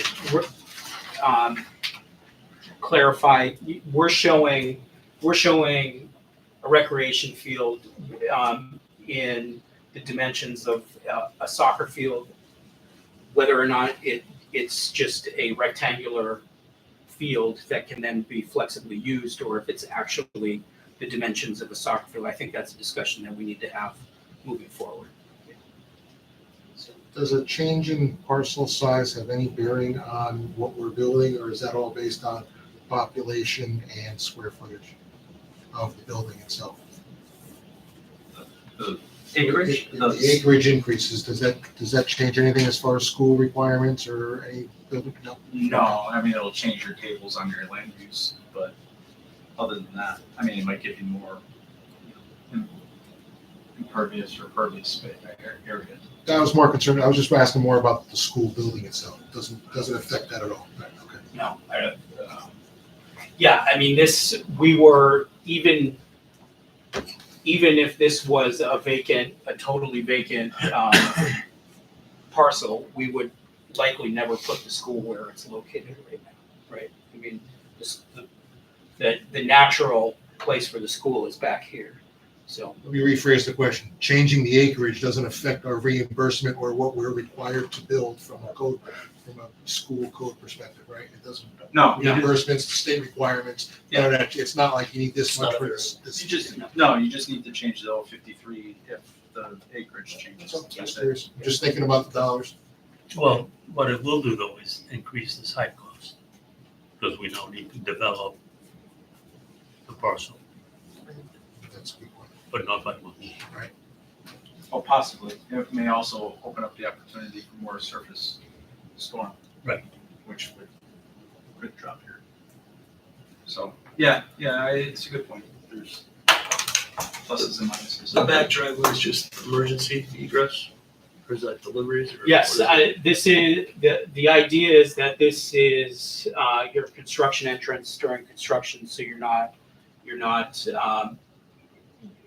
embargoing one of the existing circulation paths on the existing site.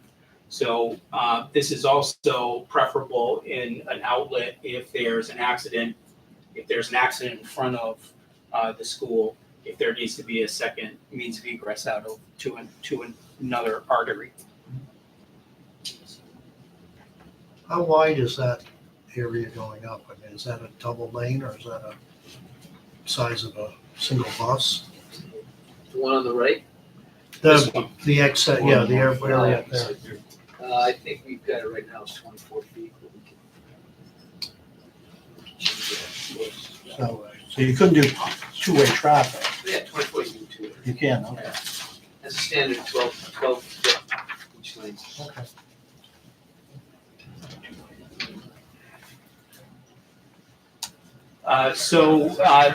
Just a little bit of a blow up of the area around the building. Some of the highlights in the overall layout of the building is obviously looking for locations along this path. So this access, the idea is that it's as we've discussed it thus far, it hasn't necessarily been a day-to-day access, although I think as we get into bus routing and circulation, that may change.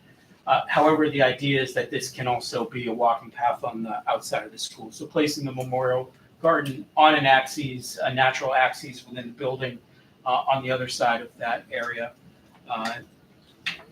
Looking at playgrounds and, as we mentioned, the multi-purpose fields. So the placement of these playscapes, so these are the apparatus playscapes. They're located outside of natural corridor exits from our learning communities. We have hot top play that is down in this location. In some districts, we've used that as overflow parking, but I wouldn't, for this application, I wouldn't necessarily recommend that. Walking path trails with outdoor learning areas within the natural landscape. So we've identified some locations along the perimeter of the property to incorporate outdoor walking paths. We don't foresee doing much landscape development out here other than providing some walking paths in the occasional outdoor learning area. So as I mentioned, our blacktop play area. As we get into the building orientation and layout, we do have a similar courtyard concept that we had gone over on the north end. We can show how that maintains the open concept out to the playscapes that are similar to the north end. This allows us to get some natural light further into the building. We don't have quite the same programmatic relationship to the courtyard, to the program inside, but we have some ideas for how to capitalize on that. Justin, what separates, is there any separation, a barrier between the school property and abutting homeowners? Fencing going in around the property, or is just natural vegetative barrier? We typically don't put fence along a property line if it's a wooded area, but I think that may be, but we have in some cases where there's been concern with proximity of playscapes. And well, we're working on one project where an abutting owner had a gold excavation going into their property that dug a very deep pit, and there were some concern about students being on the property and getting over into that area, falling into the pit. So it's Madison. So we are, You give the kids shovels and tell them. right. Well, it's since filled up with water. So That's the drowning risk. yeah. So so we are putting a fence along that property boundary, but typically we would utilize the natural vegetation to provide that barrier. Now, that being said, there may be a concern when we get out here if we need to provide a fence barrier, but typically we wouldn't. Thank you. Our main entry and cafeteria. So as we mentioned, the separation between parent pickup and drop off, bus pickup and drop off, our main entry would be here. In a similar way that we did, that we had organized Norton, the administrative space separates two.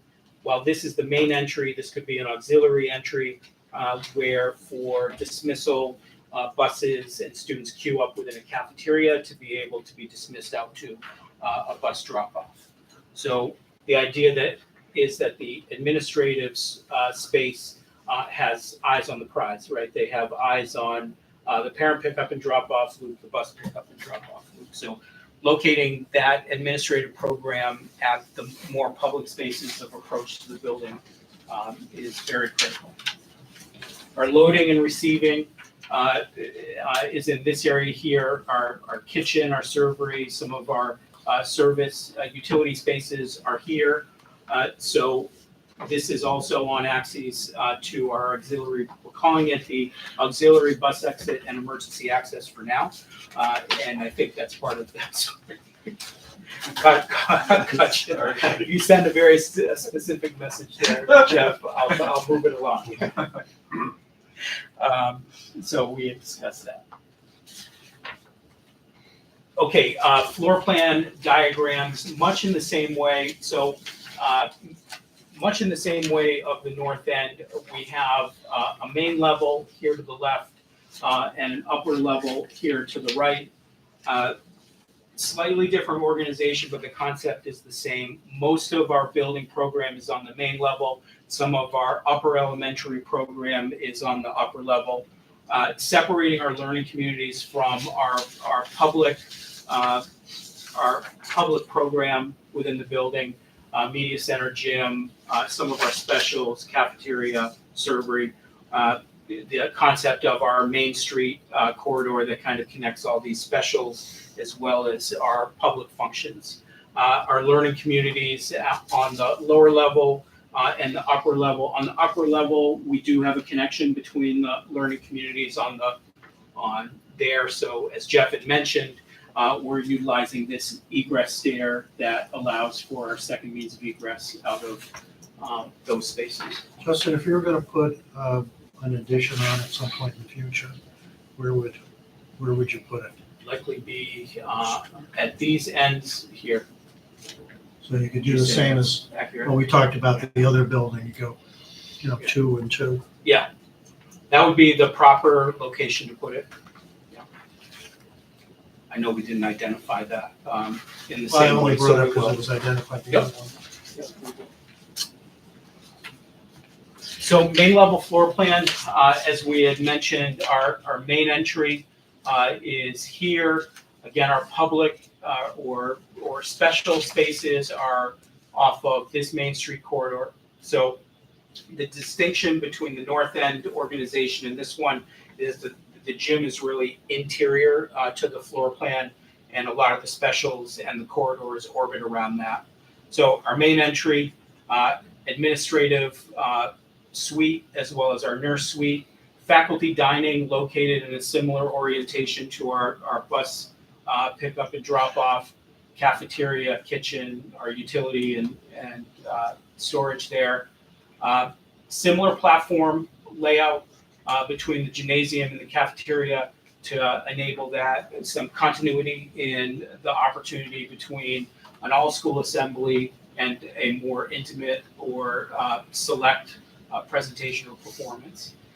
Our media center is directly on axes from the main entry, and then we have some of our specials. Our art, we're cut so much in the same way that the North End is organized. The 2 art rooms are located, one on the main level, one on the upper level.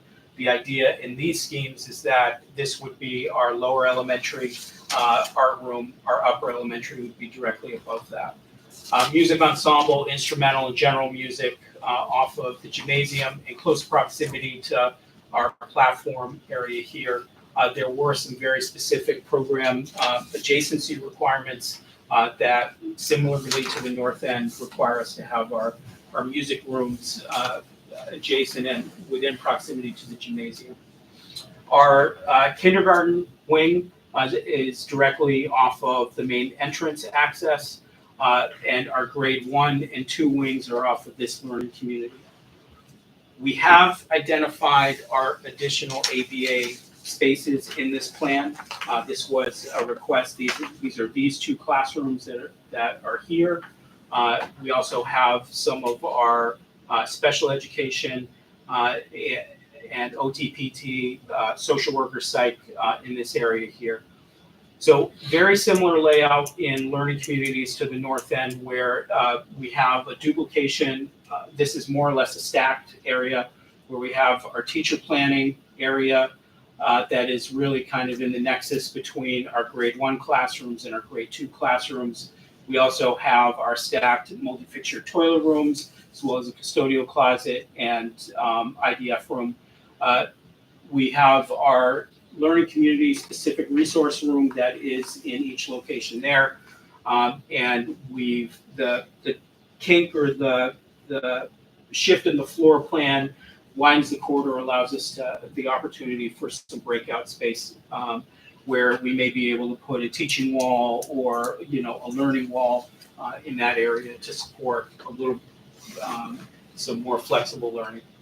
When I was reading the narrative on the North End, it talked about, the kind of flooring that would be made, the hallways, but then carpeted in certain areas. Is that breakout area that you're talking about? Breakout area would be the resilient flooring that would be in the corridor. So that would not be carpet in that area. So I'm not certain just what you were referring to there, but that's all right. We can get back to that. Okay. Size of the cafeteria Mhm. what's the square footage on that? Have we enlarged it at all from what we originally talked about? I don't believe so. Do you remember what the actual square footage is of this? Don't know where it landed, but what's represented there is the proper amount of seating for 3 lunch layers. So on that It's funny, I was thinking about the caf in the kitchen too. Question, in your experience with renovations, have you run into schools where the student body has increased to the point where the cafeteria and kitchen needed to be expanded? And if that is the type of thing that sometimes happens, is the proximity of this, the property lines and that emergency access road, is this something that would ever be able to be expanded?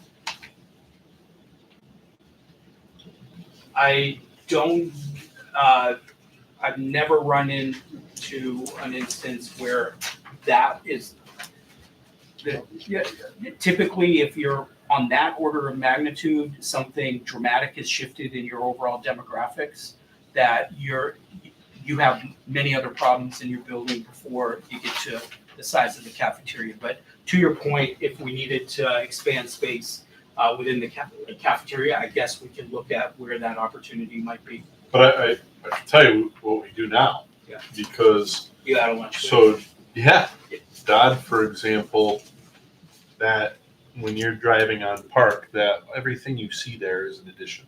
It's a lot of classrooms. The infrastructure, the kitchen, gym, those things never changed. And so you eat brunch to dinner, you know, I mean, there's just add waves. That's all you can really do there.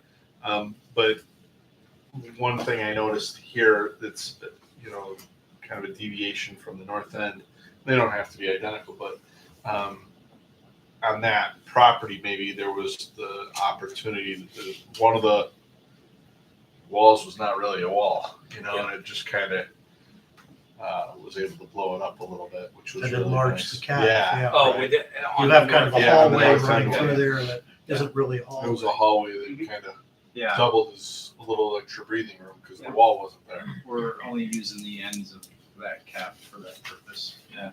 So it's only just, yeah, I know what you're Right, saying. yeah. Yeah, yeah, There's no artery here. But that, I mean, if those are the tables to accommodate 3 waves, you need That's great. 3 rows.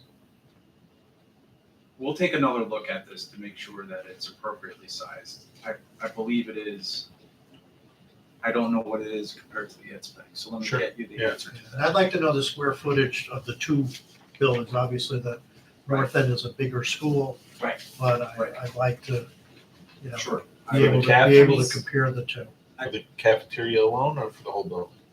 No, for the cap. Yeah, I'm just right. concerned Yeah, about the that's cap. what I All thought, the classrooms and everything are almost identical. Yeah.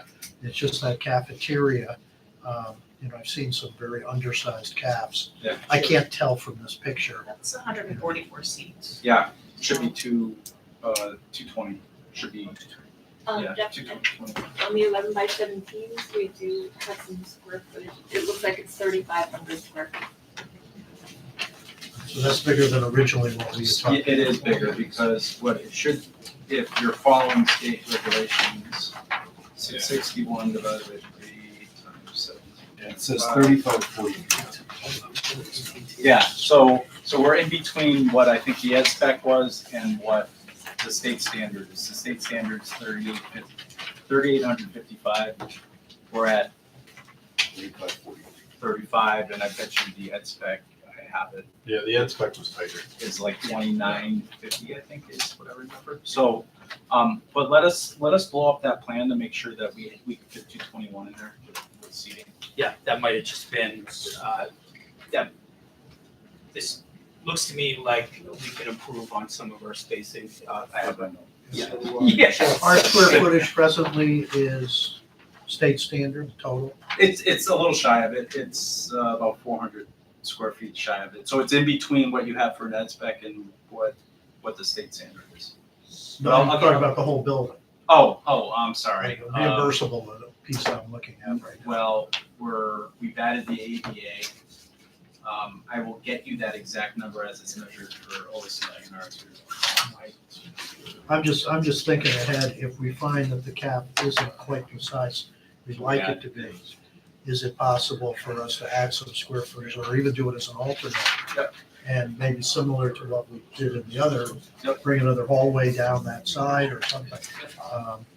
Even if it means that it's not all reimbursable. So Understood. All right, let me get you the cafeteria numbers, and then the allowable area numbers of both buildings. Yeah, I'd appreciate it. So, Jeff, in the dot example, kitchen is still fine? You're not No. like, holy crap, we wish we had twice this, we need more space? Yeah, we're like, holy crap, we need twice the space. I mean, it was worse when we had 900 students there versus when we have 600 students. Over time, it'll become a bigger problem. But something like this, if, Numbers will back up. if something like this turned into Dodd, you would say, well, geez, we got this exterior wall, maybe we can expand the kitchen and Yeah, make it functional. the cost of that is so prohibitive to blow out a kitchen and redo it. Kitchens are, I would be shocked if we went in that direction. I We did, would probably explore every other potential option first. I did a project at Pomperac High School. We blew out the back wall of the cafeteria and almost doubled the size of it. But we didn't want to touch the kitchen because it would be such a pain. So because it was a high school, we made another serving area for, cold sandwiches. So we have at Cheshire High School. And you walk into the commons, if you've been there to vote. Yeah, so you add different. Yeah, you're right, but I different mean, all the facilities. cold storage that's inside could all of a sudden be outside, I'm just wondering, but we're So so we close did to do the that at property. Dodd too. But we're so close to the property line, I don't know if that's, and with that access road, I just didn't know if it was like, that wall is fixed and you're never doing anything on the other side of it. I think Rich's idea of looking at this and seeing if there's a little more wiggle room to be accounted for, we'll study that. Yeah. And then I'll do the analysis on the numbers. to see- Whether or not I like the layout, I think it's very workable as an educational layout. So just to close the loop on the kitchen, typically, if you're dealing, it's not necessarily your cooking or your prep area that gets stressed. If you have a larger influx of students, it's more critical how many students you can get through a serving line. So what you probably found is that the addition of a serving line allows you to get students through the serving line faster. So typically, kitchen this size typically is 2 serving lines, but that's one of the discussions that we'll have, 2 versus 3. That's of course a third person that's staffing the lunch waves as well in that case. But I wasn't actually questioning this, I was thinking in 20 years, That's right. important to do, because we've got coffee. Versatility so of it. we are now, so we okay, so just a couple of diagrammatic highlights superimposed on the floor plan. As we mentioned, one of the things that we're trying to build in successfully in both schemes is the clarity of the circulation. So upon entry, you have access to all major corridors or points of access within the building. Trying to build in our areas where we're leaving the building to make sure that we're allowing views to nature and outdoor access.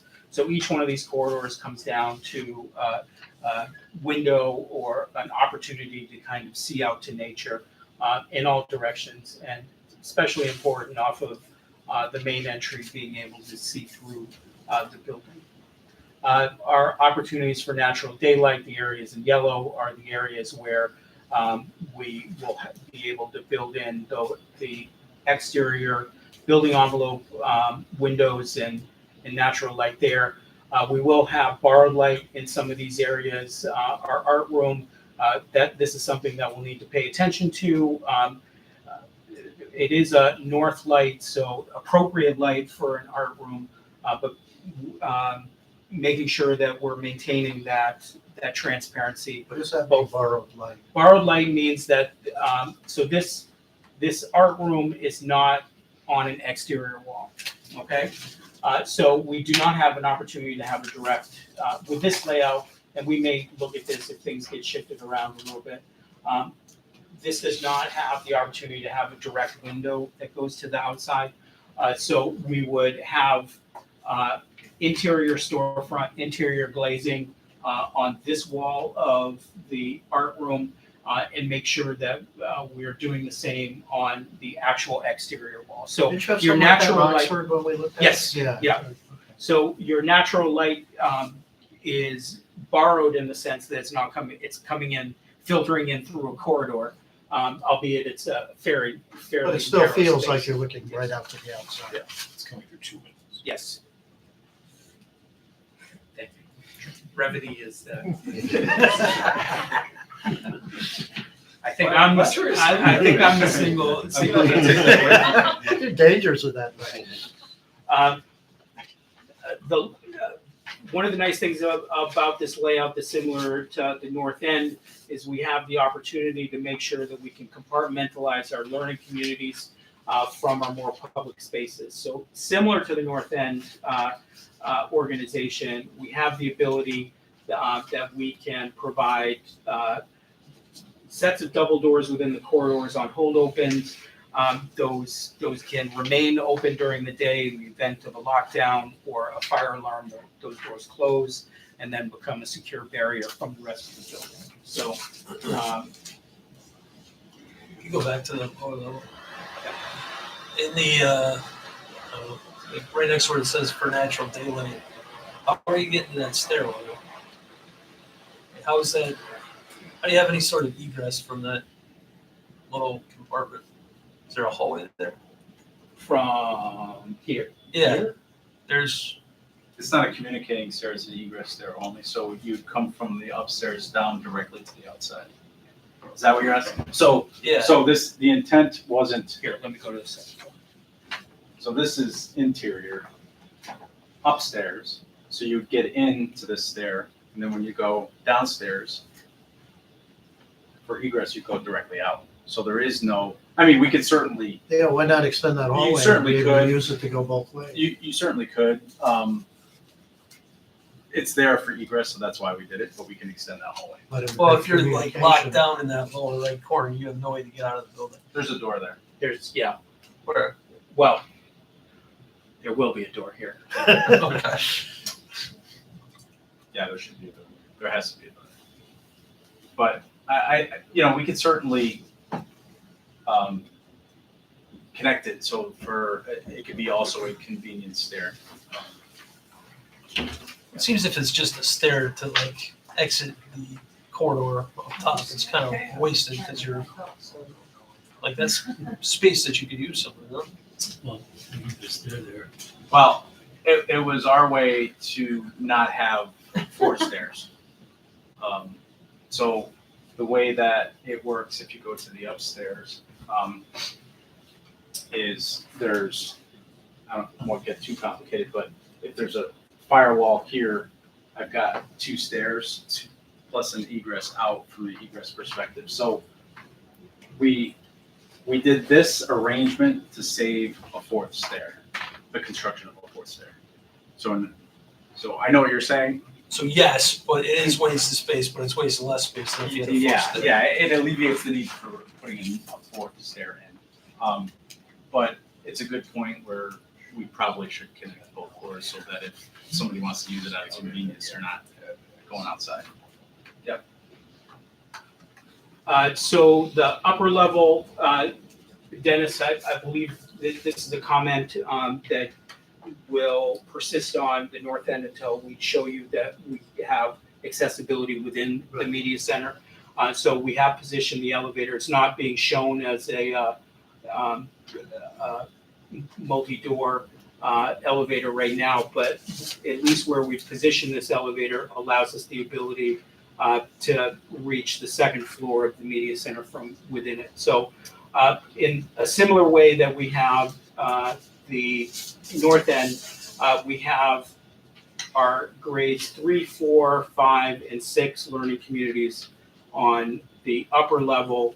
We have a art special and the 2nd floor of the media center that provides the opportunity to have maybe some of those upper elementary programs or maybe age appropriate material on this floor of the media center for these guys, and our upper elementary art room. We also have our intervention rooms, math intervention, reading intervention on the upper level there. So from here, the 2-story space is basically from gymnasium over to the right. Same story with the borrowed light. Yes, in the art room. Is there a machine room for the elevator, or is it machineless? Yeah, it's a debate. They don't have to be next to each other anymore as well, which you probably know. I think we've learned where you have to design it for all options, so that when you're spend time, you don't eliminate certain manufacturers. So the answer would be, we'll eventually work in an elevator machine room somewhere. It likely would be remote, or we just throw it on the back half or the side of the elevator. But yeah. So similar orientation to, so I know what your next question was, Chris, is how are you going to get that on a two-sided elevator? I was all done. Once again, Main Street corridor are learning community corridors with breakout opportunities at the end. Our views to nature, both outside at the end of the corridors and at either end of Main Street. Our borrowed light and direct natural light opportunities, and our ability to compartmentalize the learning communities again. So on the second level, if you go back, you can actually, where the third stair is, go across, right? Yes. Yeah, so this is an artifact of the model right now that's reading as though that's a wall there. This ends up becoming a connector between these two locations. And it would be designed similarly. We want to minimize it, keep it simple. On this version, it says corridor not enclosed. Yeah. So if someone's taking the elevator and then you get to the third grade wing. So Or you go back one more slide, like 2 slides back. You have the grades on it. There. If you're taking the elevator but need to get to the third grade, you go where you go. Yeah, what would likely happen, and there was a hallway here connecting it, would be through there. So, yeah. So you go through the meeting. Yeah, Okay, I understand. Yeah, I think there's a little bit of artifact from the model that's showing it a little more open. I was just on this one, it said corridor not enclosed. You wouldn't want someone, the only path was around. No. So, yeah, there's a couple areas of, this is enclosed, and this will help that, so that the circulation is Clear, that makes sense.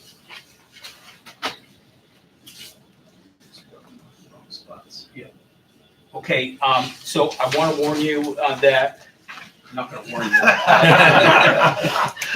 This is a friendly reminder that as we are developing images of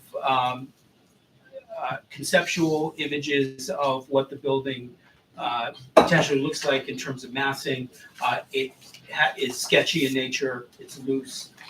So I just want to harken back to some of our building material precedents that we have gone over in the past.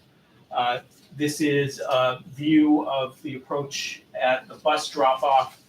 So we're looking at similar natural materials that we're using at the north end, a little bit more of a contemporary volume or feel.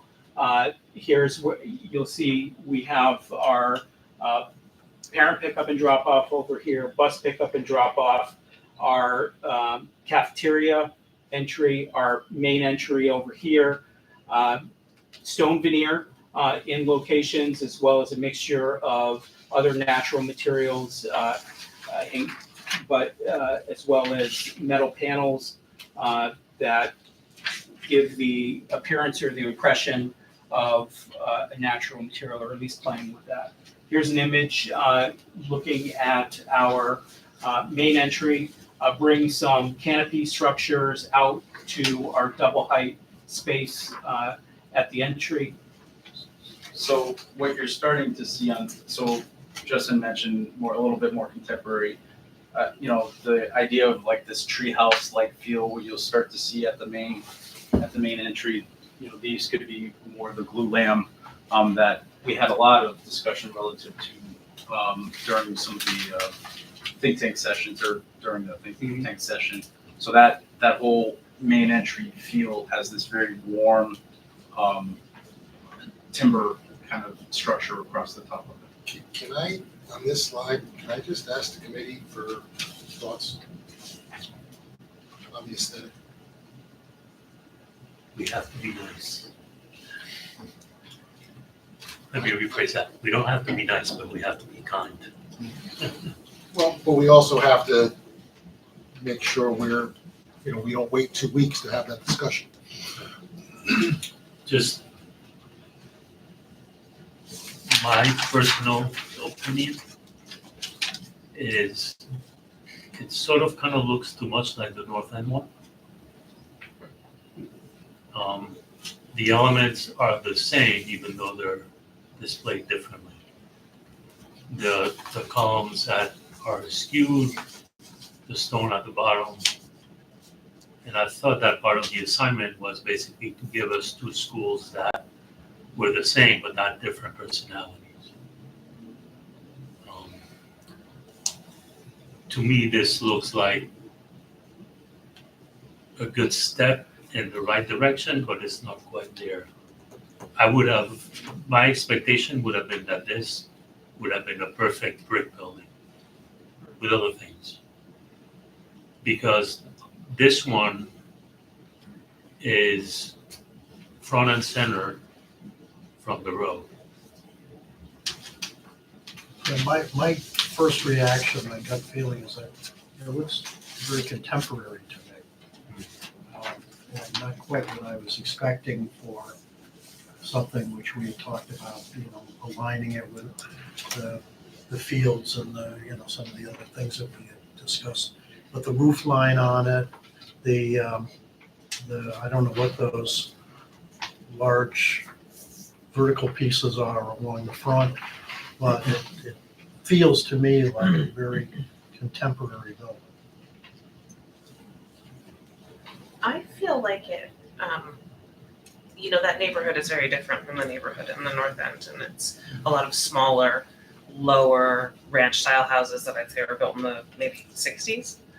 So to me, this looks, I really like the way that it kind of references back to that timing with some of the angles that are happening on the roof line. It's very like that century modern, right? Yeah, Like, yeah. But yeah, I think I was expecting more wood, Yeah. more trees. But I do feel like this also reminds me so much of, you get all the ads for like your luxury Verbo cabin in the woods, and it's always these big windows and stones and these columns. So to me, it does. I would definitely rent that out to stay in the woods.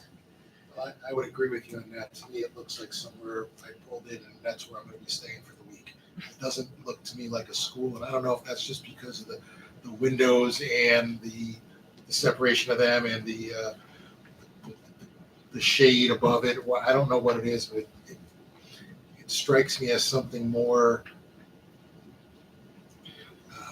I don't know. I don't know if I have the right words. It just doesn't seem like what I expected, I guess. That's why I was asking the other people to maybe have better wording for the aesthetics, but. It looks a lot to me like Animal Kingdom Lodge, if you've ever been there in Disney. Yeah. With those wood beams going up. Oh, yeah. So you could stay for the week. I think my initial reaction was not, I could see it blending in because of that sort of natural feel to it in the middle of the woods. And I think some of the remarks I'm hearing are trying to accentuate that relationship. I kind of like that it doesn't look too schooly, that it looks more like home, like a home. Yeah, I love the idea of this interacting with the neighborhood around it. I think it would really fit. Yeah, I kind of like the roof lines and what Sarah said, it being a little bit smaller, it doesn't have like the giant gym kind of popping out into the front piece. I just think the materials on the front is kind of the miss for me. When you say stone again, Just like the, I call them like they're architect things. They don't look like they're. They don't really look like they're doing anything. They're just like little matchsticks on the front that kind of make it look a little playful, maybe. Are you but talking about like the pillars or the that- the upper half of the facade there, No, well, or both? both. Yeah, okay. I think you could probably, on that particular elevation, have a little bit more articulation vertically. It might be better too if we could also see, when you went on the north end, you started off with, this is what we showed you before, and then you went to the super high res. We looked almost like a photograph, and that might be easier for us to really look at details. Justin, Kinda can looks you like back up? bamboo. Can you back up so we can see the other ones again? So that entranceway is very, very busy looking. The, Maximalism is coming back. I mean, I would like kind of like Maximalism is coming back. the entrance. You think of like a house with a nice portico or something that has like the pitch on it that fit into the neighborhood there, of like a more of a walkway type of deal. And then the roof lines, like I said, I think I kind of like that. It's, going every which way. It's really just the materials on the front, like less treehousey, more like fitting into a neighborhood. Treehouse. Yeah, that's an adjective to the Treehouse. new one.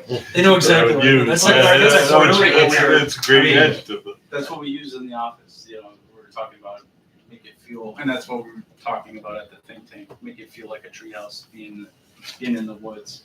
But yeah, I can relate to some of the material comments. But the treehouse vibe, I wonder how your standard 10-year-old would feel about that. I mean, Oh, yeah. I might consider that really cool. But the scale is overwhelming.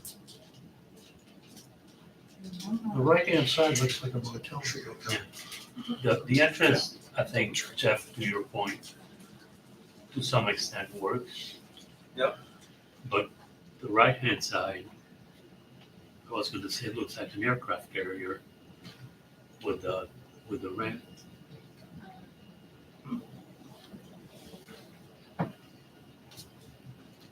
So you start off by saying you had thick skin and that you liked feedback. Yeah, no, this is, we're processing, Ernest had a big hand in this, so I'm trying to make sure we absorb these comments so that we can, our next swing gets us closer to where we want to be. I almost wonder for me if it's just a color palette. It may just be that for me. The color palette on the The windows. teal. The green, The green. Yeah. green or whatever with like a green That was plate your, above. that was your color that you were It's after. No, but we can certainly look at that. Personally, I think this and this piece scale nicely. I'm not, hearing your comments, I'm not sure I feel the same about that end. It feels like it's competing with the entry. So maybe we can take a look at that. What's the material of the leading columns? Like what kind of, are those metal? Are they? They'd be steel, painted steel, yeah. I mean, I think the warmth that you could see through the glass with this kind of structure, I think harkens back to what we heard people like at the think tank. So I don't know if we want to lose that warmth, but I definitely hear the comments on the right side. Yeah. Jeff, does it take a lot? Is it a matter of just pushing a couple buttons and saying render and higher resolution, or does it take a lot to really No, go into it? it does. Yeah. I mean, I think it's an evolution. We start here, then we hear your comments. We hear your comments about the material. So I think that next pass is to make it become more real, but still have a little bit of looseness to it. What I'm primarily concerned with is just making sure we have the right mass. And what I'm hearing is, I think, you all correct me if I'm wrong, this piece doesn't really, this needs some real work on the Yeah. right hand side. The classroom side. I like the structure, the overall outline of it. That's Yeah. not where my comments reside, so Okay. take me out of that. Does the other wing behind it do the same? I would assume, right? Same. Yeah, it does. It flanks out and they're Should look pretty much identical on the back, doesn't it? yeah, it does. The materials wrap. I think what maybe it's, I think to Dennis's point, this is just such a long piece. Maybe that if there's like a break here somehow, I think that would certainly help. Because there's so much like fun movement on the Main Street side. Yeah, like if you looked at just that side, that looks Yeah, yeah. pretty good, you know? Yeah. So we'll just focus our future. That'd be great. Renderings will just see are over here. Yeah. Cropping is really important. Now, is that also gonna be, I mean, I can't tell if that roof tapers down from what we're looking at, but are we also gonna, from this view, once it's built, see a whole bunch of air conditioning units and other things on the roof? So there'll be, like on both buildings, there's gonna be a couple large, what's called DOAS units, which are direct outside air systems that are going to be large, so we'll have to think about strategically where they are and how we wanna hide them. We talked a little bit about maybe hiding them on north. There's an opportunity to have, on the backside, to have gables on like half of that building on just the classroom piece to hide them. So this one's, if you have this contemporary feel, you gotta find a spot to hide them. You know, I think we might have some room over here to hide the ones for the larger spaces. It's gonna be the classrooms that are gonna be a little bit of a challenge, so. It's a good comment, a lot to think on that. Maybe that's part of the answer to breaking up that facade.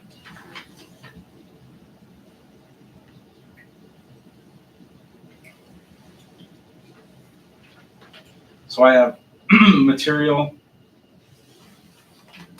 I have right side classroom portion of the building. Maybe simplify a little bit the canopy. Seemed a little busy, I guess, is what I heard. Well, can we ask for clarification on that? Because we heard that, but then we also heard that was the favorite part of the concept. So, Well, I think it's very hard to tell from this picture, just what that entranceway looks like. All I see is a whole bunch of columns going up and down at various angles. And I'd like to see what that looks like, but from this picture, to me, it looks very busy and almost overwhelming. But Gotcha. Okay. Can we see it in the previous slide as well from the side? Because there it doesn't really look as yeah, I'm still looking at busy. it from far away. I just can't tell. I Yeah, don't have a real sense. I think you're seeing in that other view, you're seeing all these pieces that are really starting to. Yeah, I mean, I think the intent of bringing the scale down similar to the North School, I think it works. I think maybe just taking a harder look at where that structure is and clarifying it for you. Just curious, do any of these views, is that where we would be putting the, I'll call it the city bus of a generator? I'd be around the corner on the left side, I would think, near the kitchen. Right? yeah, where we have most of the Around load the back. going. Yeah. That's on the back side. It would be, all the way around that side. This building will get the city bus. This will be like a mini bus. So Sarah, I just blew up that entranceway, and that's what I'm seeing. All these Yeah, columns so and the vertical. all over the place. Is Yeah. the vertical, 'cause I think I'm zeroing in on the movement horizontally, which I really like, and I think it's really 10, fun. 11, 12, 13 columns. So maybe, I'm yes, seeing in just in that one little area. so maybe it's about reconfiguring the balance of horizontal to vertical? I don't know exactly what it's going to come to, but I look at that and say it's just like a very busy, I don't know Yeah. what the purpose was. No, and on that zoom up, I can see what you're saying. But also, it looks too much like the one at the north end. That I don't feel. I feel Yeah. they're totally different. front, The the other front one's got canopy, I think. big, does, high, otherwise, I peaked think- areas, No, no, that's. tons I'm of talking about the glass. canopy. You're just talking about the front walkway in? What if we get one of those canopies for every school? Then that's our thing. Well, if we do that, then I'm okay with it. That's where our solar's gonna go. It's not Yeah. gonna look like too good on the island. Yeah, Yeah. that's true.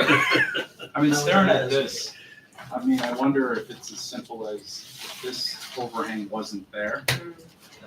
You know, How are the babysitters freaking out? Well, I'm not a fan of the vertical pieces. which Vertical. ones? These? Those, I think the what poles. are those Oh, metal poles there or These, something? yeah, okay. Got it. To me, it looks like a 1950s motel. All those vertical things are what That's why I like it so much. That one I can take back to Ernest, thank you. Yes. I guess it was specific and actionable. Well, okay, that fit your criteria? Yep. No, these are helpful to get us to the next level. Yep. But I like the interior design. Yeah, this is always the challenge, right? I mean, planimetrically, I think we've got it in good shape. It's getting it to sing vertically, I think is the. I want something that people look at 30, 40 years from now and say, it's held up really well. Yeah. Not, oh my God, what were they thinking, or whatever. I had a question on the floor plan too. Is there any chance you can go up to the second floor? Just one quick question. So, right, so where the grade 4 room and the stairs over to the far right where there's that notch Here or over here? in the middle, the center notch Yep. where the bridge is, is there any benefit or disadvantage or thoughts, fill that in all the way across to the right? So you almost have like a little lookout area, and then of course you have a much bigger Right here. canopy below for any activities that are protected from weather. Yeah, but that's extra square footage. That's what I'm trying to find out, if that's something. So that adds to the square footage? Oh, yeah, it adds to the square footage. I think having a node here is a nice idea. We would just want to be careful about how much width and how much square You footage. need to be able to get in and out to the courtyard, so if you bring that all the way through, you would have a tunnel. Yeah, Instead of there's just a a delicate corridor to balance. go No, I'm talking second floor only. Yeah. No, I know, but if you bring that second floor classroom wing Right. all the way over, that means that if you're down on the ground level, going into the courtyard, you're gonna be going through a 30-foot area that's above you. Instead of just a corridor, you're gonna have a classroom and a corridor above you, so you have almost like a tunnel to get into the My courtyard. biggest concern on that would be a security issue with every kid in the neighborhood kind of that's the hangout now. So if it's not covered, it's less likely to be the case. Box checked, I'm good. Well, I would think that we're gonna end up putting some kind of gates or something We could, I mean, it's not, to keep people from going into Yeah. the courtyards. Metal, black Yeah, iron either a gate or fence, something. fence gate. some I kind of think barrier. we've Yeah. talked about that on the north end. I think it stands to reason that that would be a similar case here. But for the same reason, you don't want kids there on the weekends, or, you got security issues, things like that. Yeah, and we can even look at, let us take another look at this, but if we modify this a little bit, maybe there's an opportunity to put an additional future classroom there, because you already paid for the hallway, That would be a bear to build it inside. Not really, I mean, because you're only talking 2 walls at that point, I'm just trying to take advantage of some of the circulation that I built, but we'll clean up some of this stuff that shows up here, and then take a harder look at the aesthetics. One more quick thing. Can you just go to the site plan or the thing, a couple slides back? What's going on in the courtyard there? Like, what am I looking at? The lines, the vertical lines, and it looks like the roof still, but it's in the middle. Is Yeah. that just paved or what is that? So the intent is to create somewhat of like an amphitheater seating area. Okay. I think we got a little too aggressive with the amount of pavement in there. I think it'll probably be scaled back to be a little bit more natural, because this is really, what is that, 3 That's a classroom lot of lengths? That's space, a lot of space. Yeah. So it likely, one of the things, one of the things we're looking at is the media and art are locked on this wall. We're wondering if it locks on the gym wall and opens up that hallway. That might be better, because if you think about media needs walls for, storage and so the only reason why I'm bringing this up is because that'll help resolve a lot of things upstairs too. You're saying moving the gym? So just taking this bar, sliding it there, lots of- swapping this with that, and that would really, I think it would really promote the use of this a bit more. And the reality is once you start filling in, like we already did it here, there's going to be stuff we have to put on walls in media centers. It may make more sense to do it there. The other positive to that is right now, as you go down that hallway, that whole side along the gym is kind of dead space. Yeah, exactly. Whereas Be the nice other to be way, you walking would back have an for you. open courtyard on one side, you'd be looking into the Yeah. media center and art room. And that really can help with the kind of treehouse feel as well. You're walking along glazed corridor, having that experience to Right. outside. Yeah. That may inform a little bit more of what we may be developing for, landscape in that area. And that wouldn't still give you the natural light into the art room. Oh, yeah, it will. I mean, the ancillary part of that is that we want to make sure that, this stuff talks to where the corridor is. We may need to look at that. But if now your corridor is coming through here, we would likely also mirror that vestibule so it aligns with the corridor. And so if your art room's here, we could make sure that we have our bar light in that area.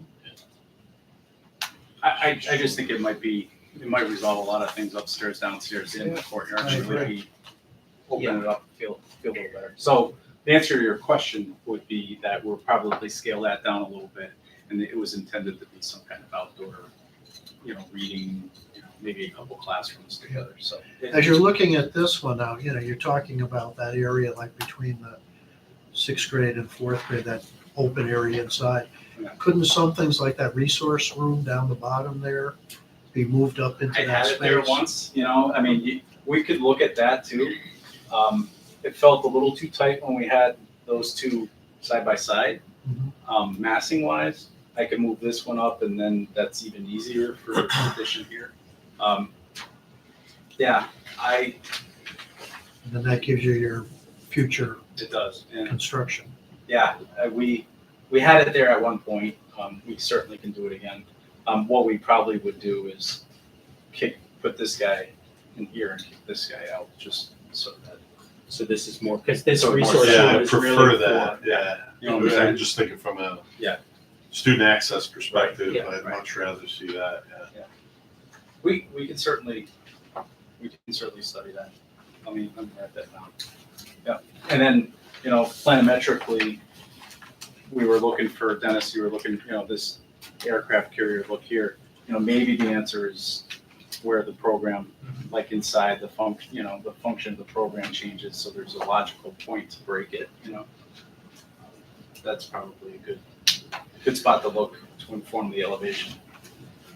The media center, at least if it's snapped on the gym wall, would get skylights or like drop Yeah, I some think light that in. could- You gotta drop some natural light in there. And it might- Yep. Yeah, and I think you could activate that whole walkway along that whole side with, Right, borrowed the light. same borrowed light. and it'd be a great light for media for sure, even with light from above. Yeah, you can open up the top part of that. Yeah. Right. Yeah.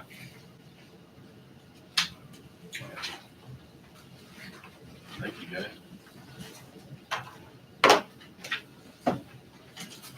Okay, I think that was all of our slide presentation. Some other items that we just wanted to go over in the packet, we've started to populate some of the public engagement sessions. As we had mentioned, in September. Those are starting to be listed on our working schedule. So we're targeting the Cheshire Fall Festival, which is Saturday, September 9th. We're going to have the opportunity to have a booth there to display some of our work thus far. Looking at the elementary open houses, scheduling community meetings for the North End School Neighborhood September 26th, and for Norton on Wednesday, September 27th. And then looking at scheduling some coffee talk sessions where these are more drop-in feedback sessions. And I believe we also have some virtual neighborhood meetings scheduled for October 16th and 17th via Zoom. So we're trying to meet people where they're at and provide as many different modes of communication as possible, and some of our sharing of the work and this committee's work and the design team's work. I think Jeff mentioned earlier, even though it says Chapman and Norton, these are meetings that are open to the whole community. Yes. Not just the people that are presently at Chapman or Norton. They're just going to be held at those buildings. And we're going to be sending, I guess you're working with Rich to send letters out to the whole community. Yeah, more Antonia, you know, in terms of the flyers. We just drop the other stuff in the mail. So the last 2 pages of one of your packets shows some of the work product that we've been developing with Jeff's input for flyers. These can be part of mailers. They can be posted on social media. They can be posted in your schools. So this is something that we're working through right now. Can we go to those? Or is Oh, it yeah. too much of a problem if there's No, more than 4 of us? We're at a public event. Okay. If I go and represent, I'll have the. Yeah, well, I would encourage you to go to as many of these as you can. I won't ask a question. You say that now. We'll direct questions to you though. They have a list of things to talk I'm about. just a member of the public.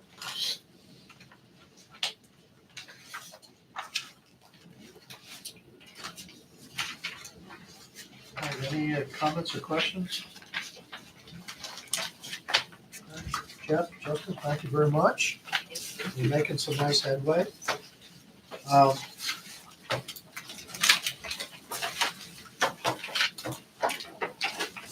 Are we okay in terms of our schedule? Now, our next meeting would be on the 10th, which is the day that we're scheduled to approve the North End site. Do we need an additional meeting on the 3rd, or are we okay to come together on the 10th? Do you mind if I ask a clarifying question? Because I feel like the last schedule review that we went over, we discussed. So in an effort to kind of stagger these presentations for North End and Norton, and allow the cost estimation teams to do their work, we had also discussed staggering the kind of cost estimate presentation for North End to be August 10th, and then for August 24th to be Norton. So what I would envision is at the 10th, the bulk of the meeting, or the real purpose of the meeting, is to review the North End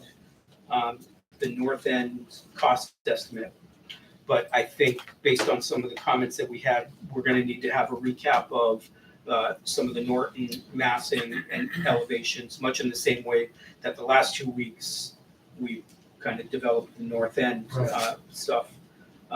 So I think we should set aside a portion of that meeting to discuss the Norton, recap the Norton discussion, show you where we're going from tonight's meeting.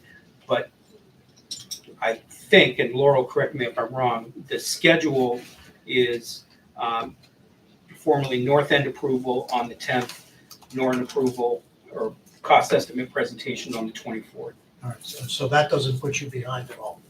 Okay.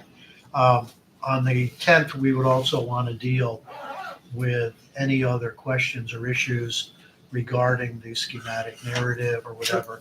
So the stuff that Chris else has some questions on, I'm sure that we go through all that. So we're expecting, those responses to be given to us ahead of time so we can take a look at it and put that on the agenda. Sure. So that at the end of that meeting, I would expect we've got the cost estimates. We will have gone through any questions or concerns that people have, and hopefully people will then be ready to approve the schematic drawings for the north end. Norton, you would do the next go around. Here's some changes we've made. Here's some new pictures. Yep. Come back on the 24th, and then at that point, and I think we were all in agreement. Most of the narrative is probably going to be pretty much the same for Norton as it was for the north end. Yep. So I don't think that we're going to have a whole lot of different questions for Norton. There may be some when we see that narrative and breakdown, but it should, I would think most of our questions will get answered on the 10th. Yes. Are you also tweaking the floor plans for the north end? Yes, I don't think we have yet, but For, what did you say, north or north? North end. North end. Yeah, so the birth to three kink where there was additional square footage that we needed to work on, that's the piece that we need to. but also Dennis's comment about location of the elevator with respect to the media center. Yeah, I mean, I don't, that planimetrically, that's not a significant modification. As a matter of documentation, keeping things organized and understood, do we need to, if the same item that created a question on North End shows up in the SD for Norton, if that question's not asked again, is it, I mean, technically it's not a question, so should we still address everything and even if it is the same question, submit it to say, or put a note, same as North End, or? For the sake of continuity, we should catalog it as a individual question. I think the brevity or the streamlining of this operation is that you know where to look and you know what the comment is, right? You don't need to, doesn't need to be a de novo or like a completely unique comment. It'll be a similar comment, so I think. Cut and paste. Let's think about it though. Could we just do a column for north and a column for Norton so that For the response. if there's a consistent comment, you just. I can do that. Makes it a lot to where easier, yeah. I can certainly update for my comments and make a separate column on this, but I mean, we're all gonna do our own thing, but, yeah, I can put a checkbox, So you're not. applies to this, applies to that. Right. Or not can just applicable like a copy. if it's not one of the schools, because most will be both schools. Most common. That works, but I'm just thinking for continuity of the record keeping of the paperwork. So. Right. I'm gonna take the stone, we're gonna take the stone from North End and put it on. You That's were on his listening. spreadsheet. Did you like that color? You were listening. Yeah. Good for you. Question, Rich. Do we need to have the PLA discussion before ONC does the rest of it? I don't think so. Okay. PLA there's no push on terms of Not at this schedule. level. Okay, fair enough. So I push that off until we get through all of this. We've got so much on the plate. I think this is more important right now. We'll come back to that PLA discussion. It's on my agenda of things for the future. The other thing that I have is the hazmat RFQ/P, which is out there. Those submissions are due on August 7th. So 3 days before we meet, we would want to have you pick up whatever booklets come in. Because the way that we were envisioning it is unlike the past, we're not going through the RFQ, picking up to 4, and then doing interviews and all that. If it works the way it was discussed last time, is you're going to read these proposals between the 7th and the 10th, and when we come together on the 10th, we're picking a person, a company to do that. I don't think that's how it was discussed. We talked about taking what we're gonna get from them is the RFQ and the proposal at the same time. Yeah. We're gonna read the RFQ, we're gonna come to the meeting on the 10th, we'll have a list of, we'll agree on the 4 that we're gonna take that we think are qualified, and then we open up the fee proposal. So we have a list of whoever we're saying is equally qualified, we take the fee, and we have to take the low fee. Oh, okay, and you're just saying. Yeah. All We right, don't, I think we don't we're just pick sort them of and saying then the say, same well, thing. this is the fee. It's gonna be, these are the ones we think are qualified, equally qualified, we open it up, and then it's the fee. Okay, and it doesn't have to be 4. We may. No, yeah, it can be, Yeah, 1, 2, 3, whatever. Up to 4. Up to 4. So as a group, we would say, here are the up to 4 firms that we're looking at, open up the fee proposals, and we're done. Yeah. Okay, yeah, I think we're saying the same thing, but you probably said it more articulately than I did. So we're all set on that, but the key thing is that you have to get the booklets when they come in after the 7th and go through those so that when we meet on the 10th, we're ready to make decisions about which firms we want to look at further. And maybe we'll only have 2 or 3, which would make our life easy. I've had 2 responses so far. 2? Okay. So how many do you normally get in this kind of position? I mean, you can get as many as, a dozen, but, I'm sure that they're looking at the time frame and saying, we've got time to start asking our questions. So. Okay. We'll see. Any other comments or questions? Yes, Chris.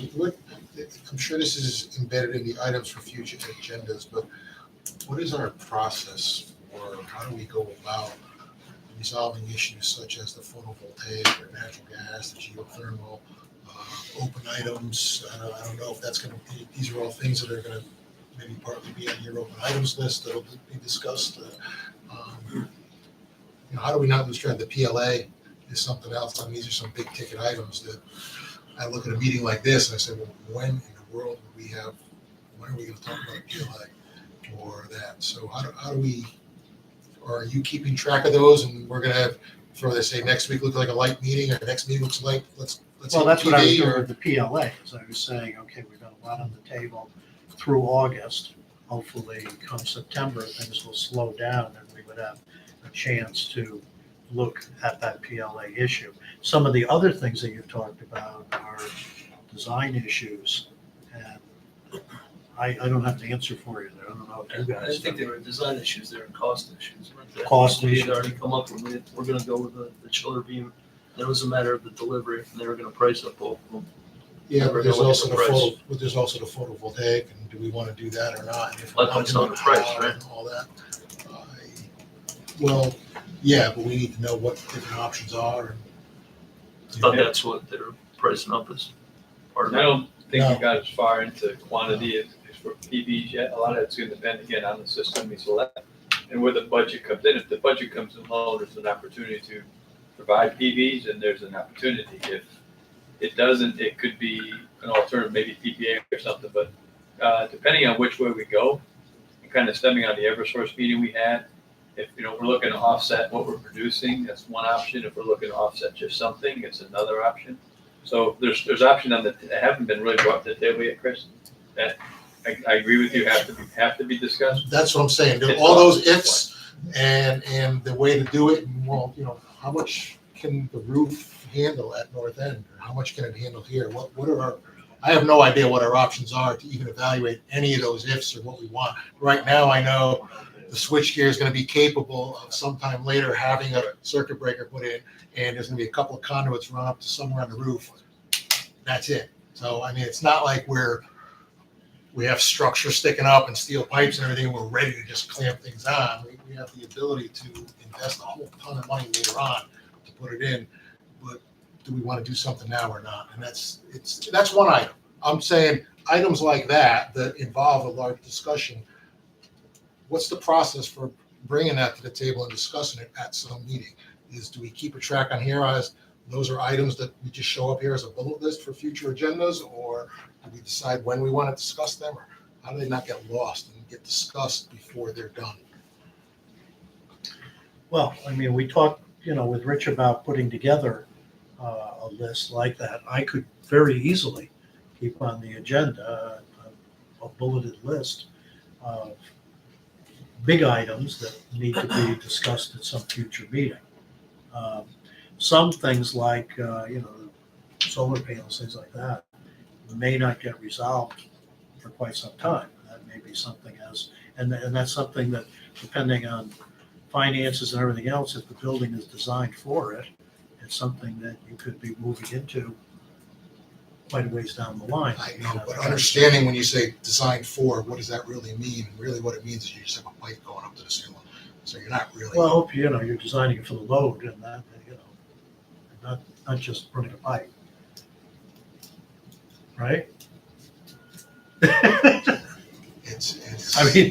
Ask him. It's a little more, it depends on how we care. Typically, we provide space we provide the bus capacity, provide space within the gear, and a pathway so you don't have to run through your building in the future. That's kind of what you do for your PV ready.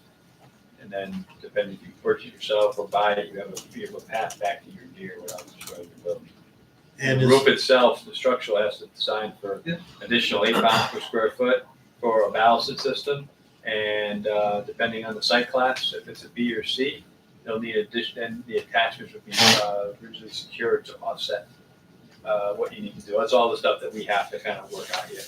So I think maybe it doesn't have to be on here, but maybe a separate bulleted list of future agenda items that we can keep track of, because quite honestly, it's a big ticket item, and if it doesn't really apply until 8-9 months or a year down the road when we're in CDs, it's not much easier for it to be out of sight, out of mind, and totally forgotten until it's too late. So that's why I'm just thinking that too many times I see things just get lost, and I try to keep, and my brain just can't do it anymore, and then things get forgotten. Well, Rich has, agreed to put together or to keep such a list. So what I would suggest is, as those kinds of items come up, let's give it to him, and let's see if we can, agree on some reasonable dates that we're going to deal with any issues that do come up, and that we have a document that is something that can be shared on a regular basis that we can keep track. And I think I think that would be great, because then there could also be a critical date or something where it needs to be resolved by. Right. So maybe this one is a 2026 item. Maybe this other It one could be. I don't is know. maybe this other Yeah. one is we need to know by September. Right. So Yeah, makes sense. that would be helpful. Thanks. All right. Anything else? Well, and one thing, I have to apologize. I told Justin those comments were sent out before I got here. They were not, so I'm recanting that statement.